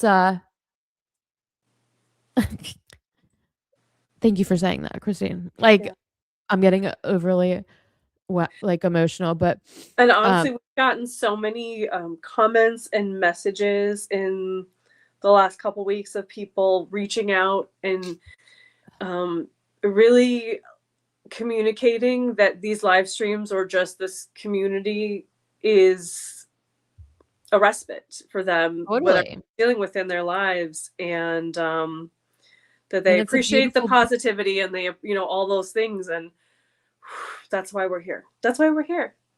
It is. I just love everyone so much. Those who comment, Oh my those who God, just me too. watch and don't comment. Those on Sparks Fly obviously is such a beloved community. Our little corner of the Absolutely. internet that Holly created for us. Those of Yay! you that know my cats' names and like celebrate my cats, and I mean, and that celebrate Holly's birthday and all of these things, and reach out to And us. look at Oh, what LP made me. And you can't see the details, but he made this out. it's so cool. He does these amazing. I'm gonna next week I'm gonna have it. I'm framing it and putting it on the wall. Oh, it's so special. This is the Spark. This is the Sparks Fly logo, and It's Sparky. It's Sparky, and he makes all of these little they're all little. His cat, his beautiful cat named Star. It's her head like a billion times to make the Sparks Fly logo, and I literally, when he sent me this, I like, it was the sweetest, nicest. I'm like, oh my God, I love it. I'm framing it and it's going right behind me. I love it 100% all the time. I love it so much. So cute. So thank you, LP. You are amazing, and it made like my whole entire year and last year. And I just got it, but like it made all of it. Christina, so sorry how I have been there too. Yep, some years are just so hard for sure. Like some years are just so hard. Taylor has gotten me through some tough times. Oh, big hugs to you. Big hugs to you back. Big hugs to all of you. To you. Go through, you know, just being human and having to deal with horrible shit. But thank God we have music, right? Like I like literally don't know what I would have done without the Tortured Poets Department album. I don't think I would have gotten through it. I truly don't think I would. It was okay. I can't. Okay. It was one of the most important albums of my life for sure. Yeah, changed my life. Same with Folklore. Folklore got me through some crazy shit also. And Evermore. We can never forget Evermore because I'm such an Evermore stan.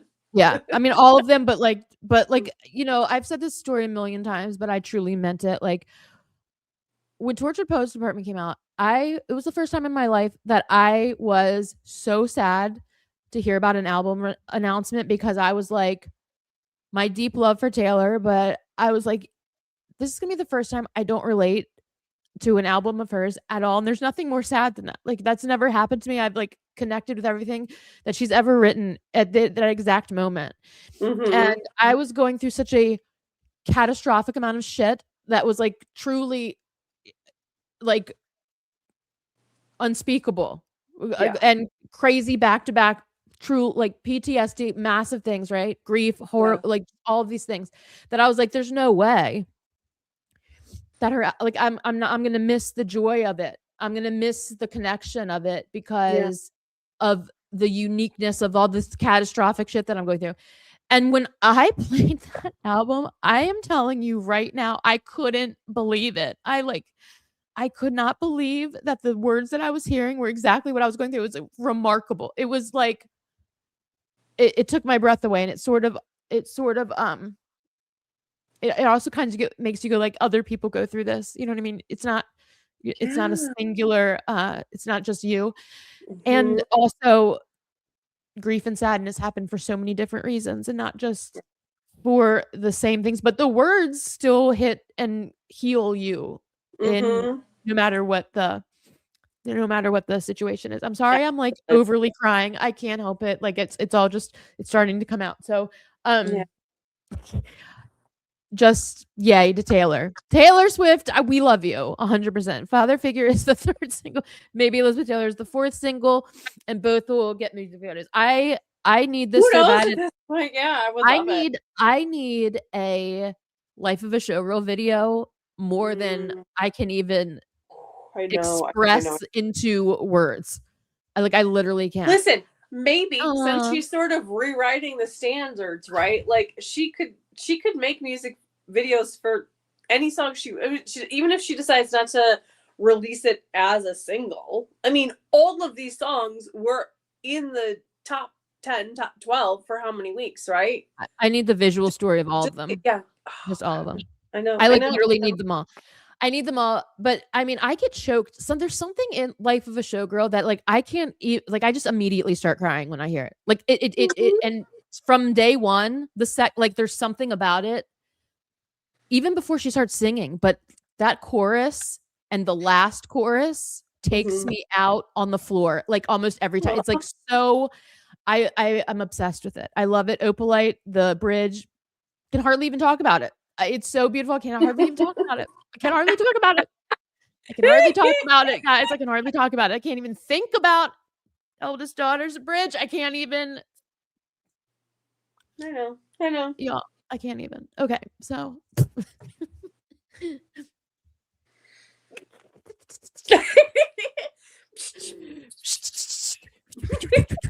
Okay. Feeling better. TBD is one of my favorite albums. Yes, because it's amazing. Oh, thanks for making a secret. Oh my god, you make a secret. Christine. She just stopped crying. You're getting me good today. Woo! Oh Lord. Okay. I want a Honey music video. So do I. I want all of them. I want the Honey music video that matches the vibe of the Honey sweatshirt that I'm wearing, like her and like that type of tampon. Yeah, and like the Siegfried Follies type of like, I don't know. I need to see a video. Yes, I have a theory that I actually came up with myself. That Father Figure music video single released on May 30th. Ooh, can Tell you us more? It? Yeah, don't leave us hanging. The significant. Is it George? Wait, when's George Michael's birthday? What if she releases it on George Michael's? I know it. Isn't it Christmas Eve? We've looked it up before, isn't it? Oh, I thought it was Christmas Eve for something. Maybe that's when he died. He died on Christmas Eve. He definitely died on Christmas Eve. Birthday. June 25th. So maybe June 25th. The whole new date in there. Now we got June. But May 30th is awesome because it's a 5 and a 3. Sure is. Oh, right. Reclamation Day. Independence Day, of course. Oh, yeah. What did she do on Swiftie Independence? You're right. Father Figure coming out on that day would be badass. Yes. It's 100% that's happening. Always Christmas, you're correct. And if she doesn't, crime has happened. A crime. Immediately a Swiftie felony has occurred if she does not put out the Father Figure music video on Swiftie Independence Day. What are we doing? And that's about the right time frame between like when Ophelia came out and Opalite came out. How many months was that? October, November, December, January, February, 5 months.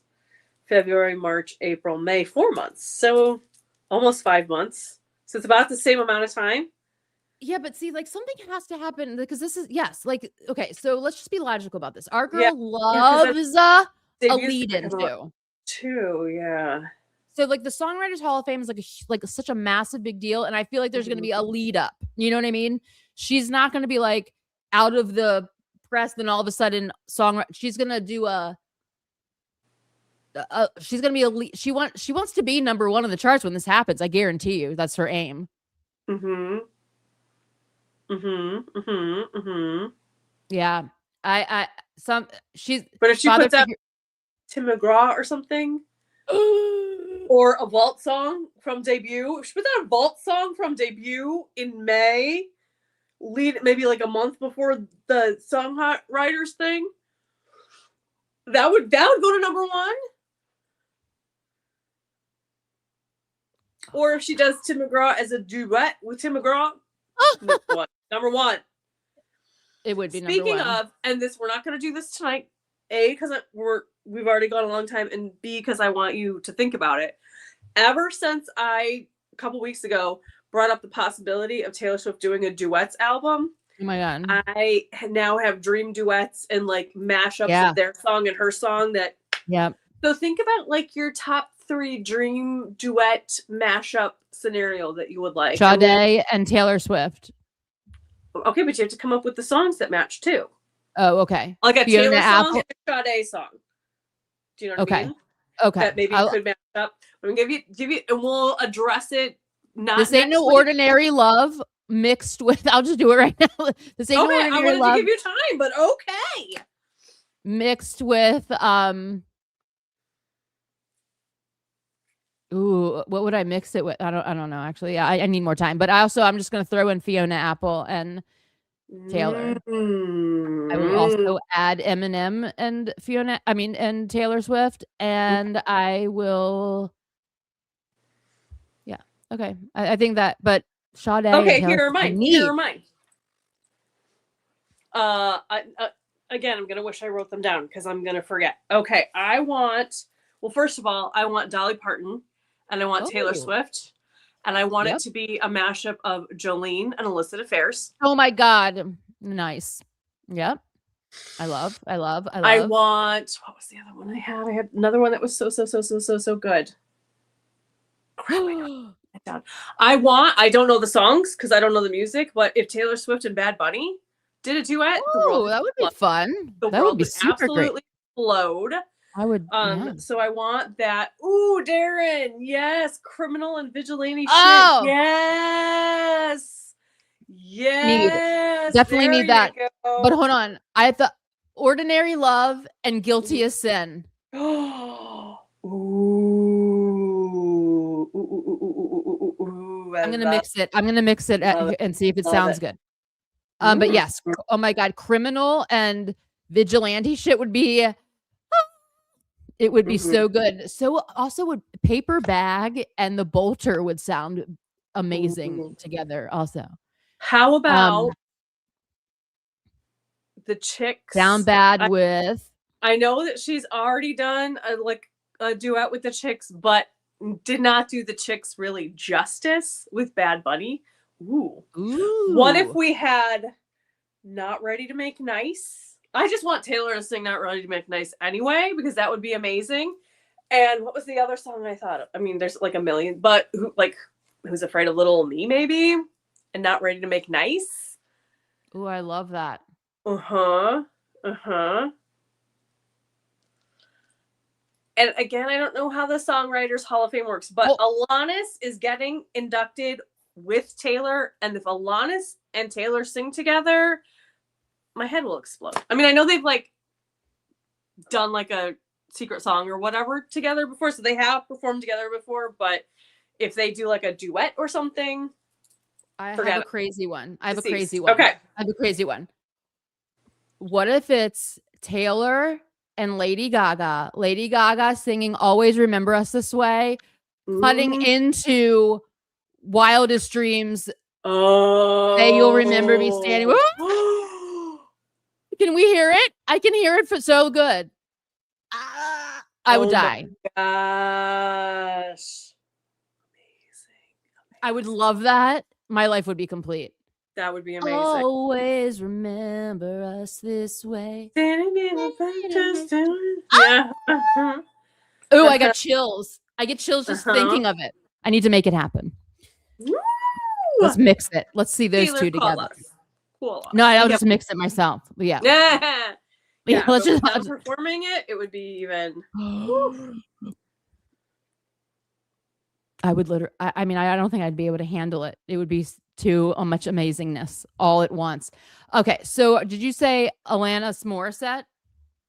Yeah, I mean, I would die. I haven't figured out the songs that two of their songs that necessarily match in terms of lyrical and sonically. You ought to know, and we'll never get back together. Ooh, that would be. I would like a rock version of Never Getting Back Together with I don't know. We are never, ever, ever getting back together. That would be good. Oh, Darren's saying you want to know, and the smallest man who ever lived. Ooh, Yeah, that's another go. Oh, that's good. That's good. That's good. That's really good.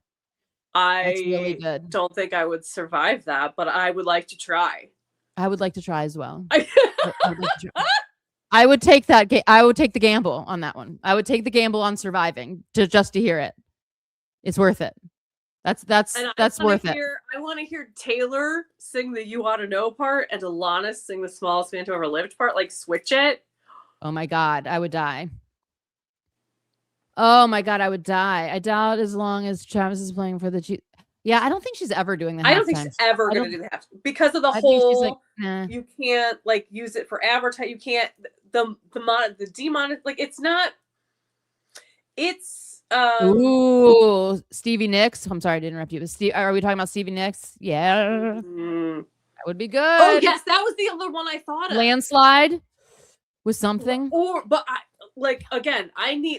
think we talked about this before of like dream presenters for songwriters, and if they were to perform her songs, because we don't know exactly how it works because it's not televised.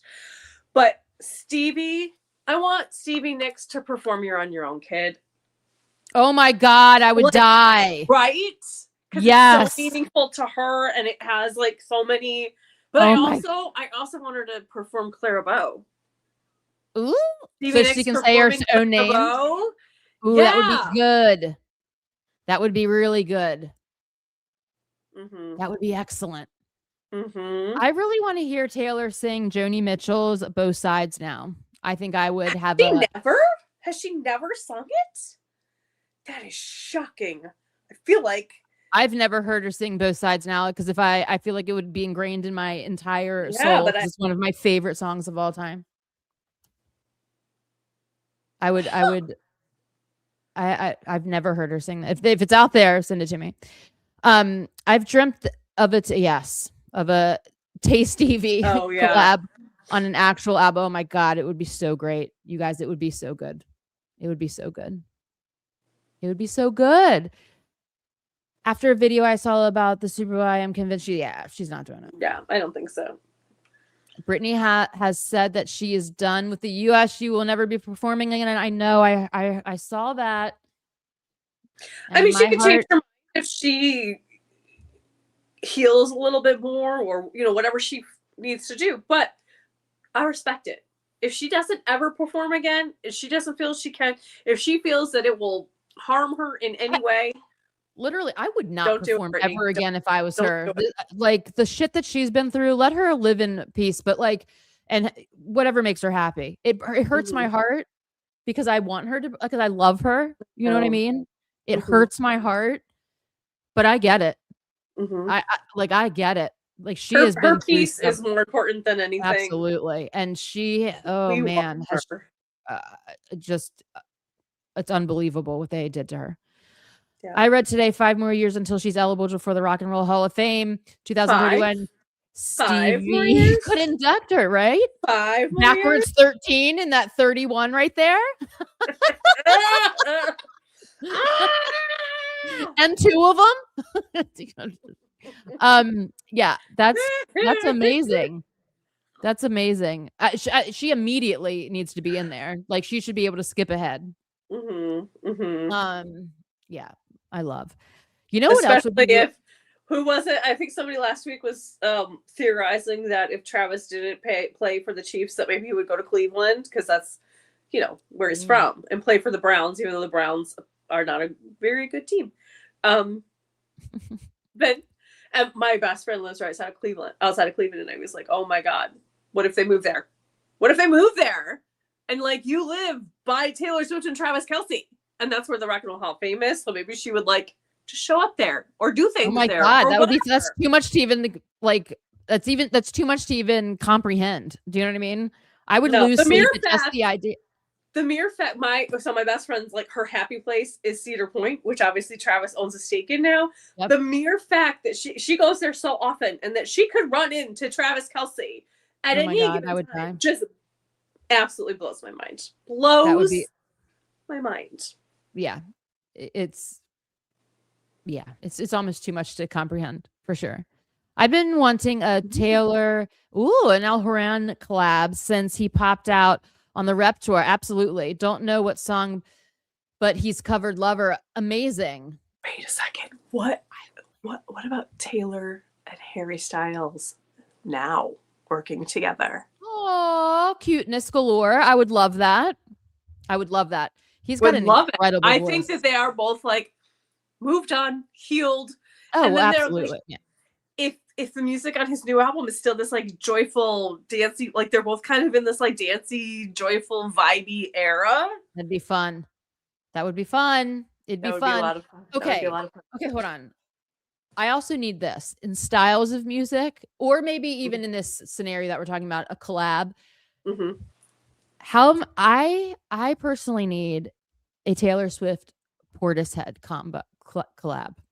Does anyone know who Portishead is? If not, go do some Googling and tell me if it would not be the greatest combination of excellence. It would just be excellence. Everyone just go ahead and Google Portishead, listen to it, let me know. I think Shania said that with her next album that it will have more collaborators on it. Ooh, that would be a full circle. Moment, for sure. Man, I feel like a woman and the man. Oh, yes, absolutely. Oh my God. Taylor and Carole King. Oh my God. Will you still love me tomorrow? Cannot even. Yeah, that would be that would be beautiful. Has anyone listened to the new Lana song? What are your thoughts on it?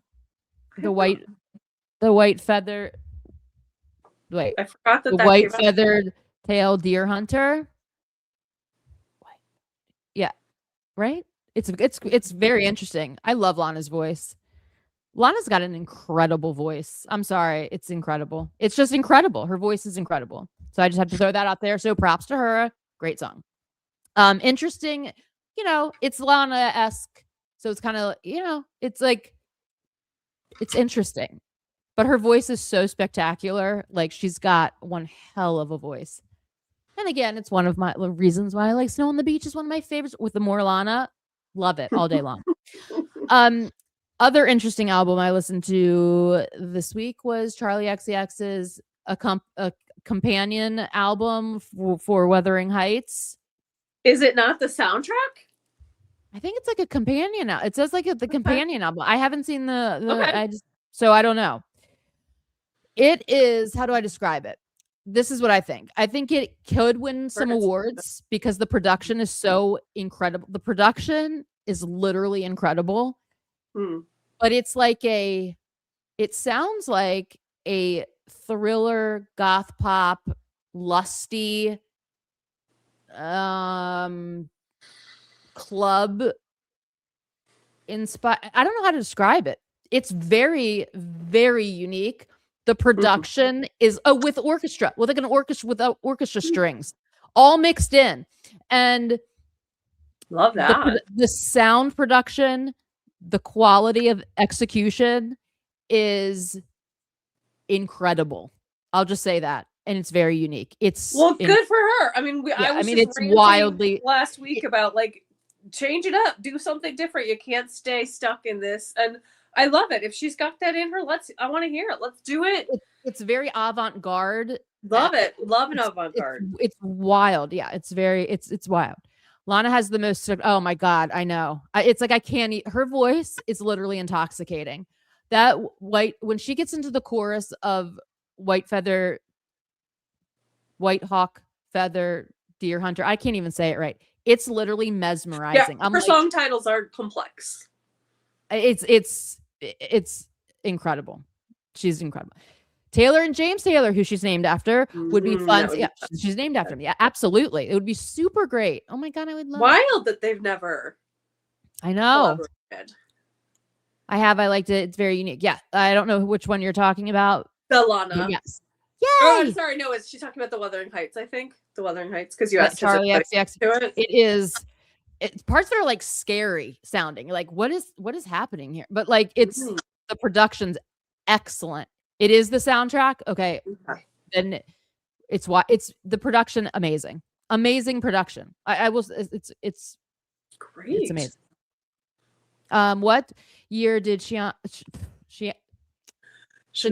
Holly Shania Twain, the Queen of She-Ra. Me release? Oh, what year? I don't have that in the Rolodex in my brain, but let's look it up. Somebody look it up. Rolodex. I'm the old one, huh? That's what I just call it in my head. The never-ending file shuffle. There's probably people out there who don't have any idea what a Rolodex is. Rolodexes were even like before my time. I just know what they are. You know what I mean?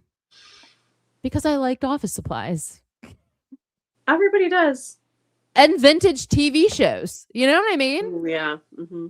I loved a good show that was like when I was little that had like some like sassy ass like secretary that was like with their Rolodex. I liked that vibe. I was like, yes, she's a badass.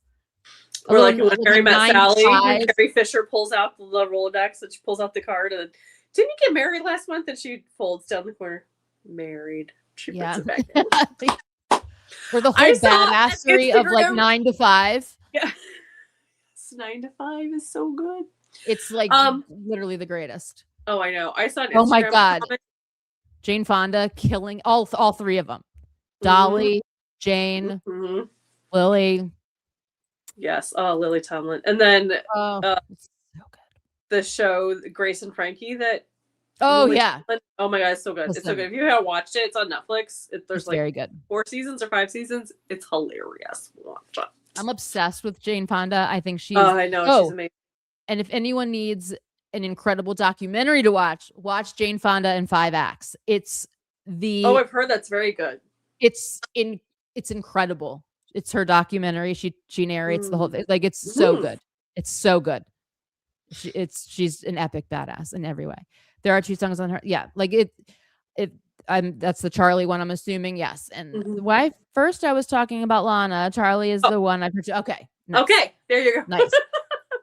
Thank you, Sarah. For Lana's voice needs to be studied. It's truly a masterpiece, like vocal sound.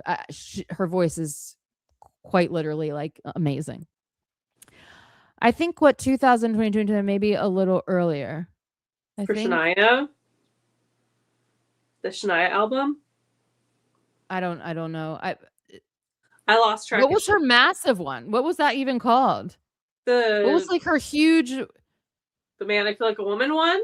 Yeah. I don't know what was the album called though. That's what I'm saying. What was the album called? No, I know. I'm like, I don't know. I'm like mentally trying to think out loud. I can see the cover in my head. I can too. Like, see if I can reach my phone because that's gonna bother me. Okay.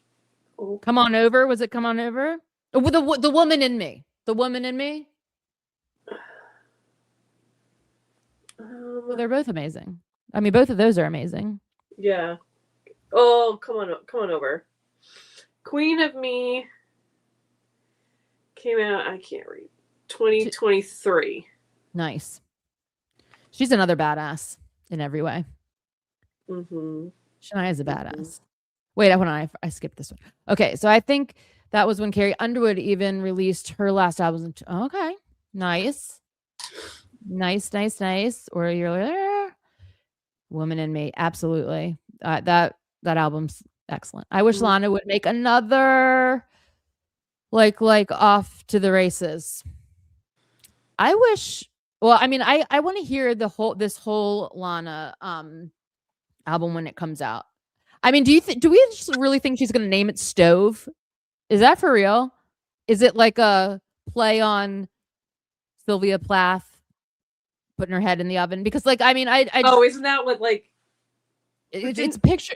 She does that in this music video that was just released for the Feather song. She like sticks her head into the oven. So I'm like, is it? I mean, it's got to be connected, right? It's got to be.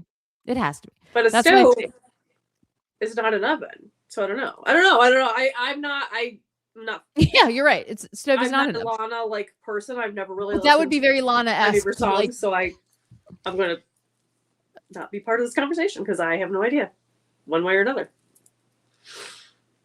But it would be super Lana to like be like, well, because it's an oven, and it's like, well, a stove is an oven. That would be so funny. That would be funny. My favorite Lana song is "High" by the. Yep, that's a excellent one.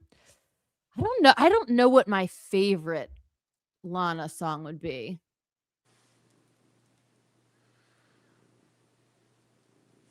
I'll have to think of. I love so many. I love so many of Lana's songs. I mean, I feel, I don't know. Early on Shania was when she was married to, John. Yeah. Wasn't his name Mutt? Right. I think. Wasn't it Mutt Lang? Because I'm like, who? Yeah, what kind of name is that was Mutt? her producer, right? Yeah. Mutt Lang. And then he had an affair, and like the person he had an affair with, they got together, and then Shania got together with the guy who was married to the woman that Mutt had the affair with, and it was like this wild story. Whoa. I didn't know really, about that. Like, cool for them, right? That they bonded over the feeling of the drama. The drama. The trauma drama. Yeah. The trauma. The trauma. That sounds like it. Oh, it was an affair with her best friend. What? Oh. Yikes. Oh, this would be a good one. Taylor and Mick Jagger would be an amazing duo. Oh, yes. Loving that. If she would mug it up with him. Yeah. Oh, big time. Good. Big time. Ooh, I love Diet Mountain Dew a lot by Lana. A lot. I love that song. I'm trying to think of like what I also love Lust for Life. I'm just stuck on like what's my favorite Lana song, and it's so hard to. Radio is another one I love a lot. I don't know. How do you pick a favorite? I am terrible at it. I never can.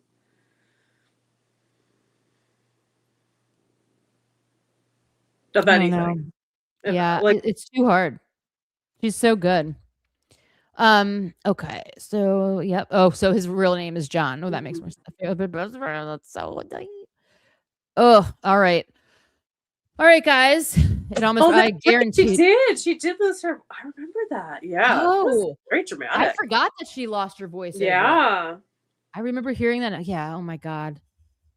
That's just, some betrayal is just it physically changes you. You know what I mean? Mm-hmm. For real. All right. So here we are. We're gonna wrap this up, and we will be putting out this week the saga of Maddie Healy and Taylor, and in both of the parts of it, and then we'll talk about it on Sunday.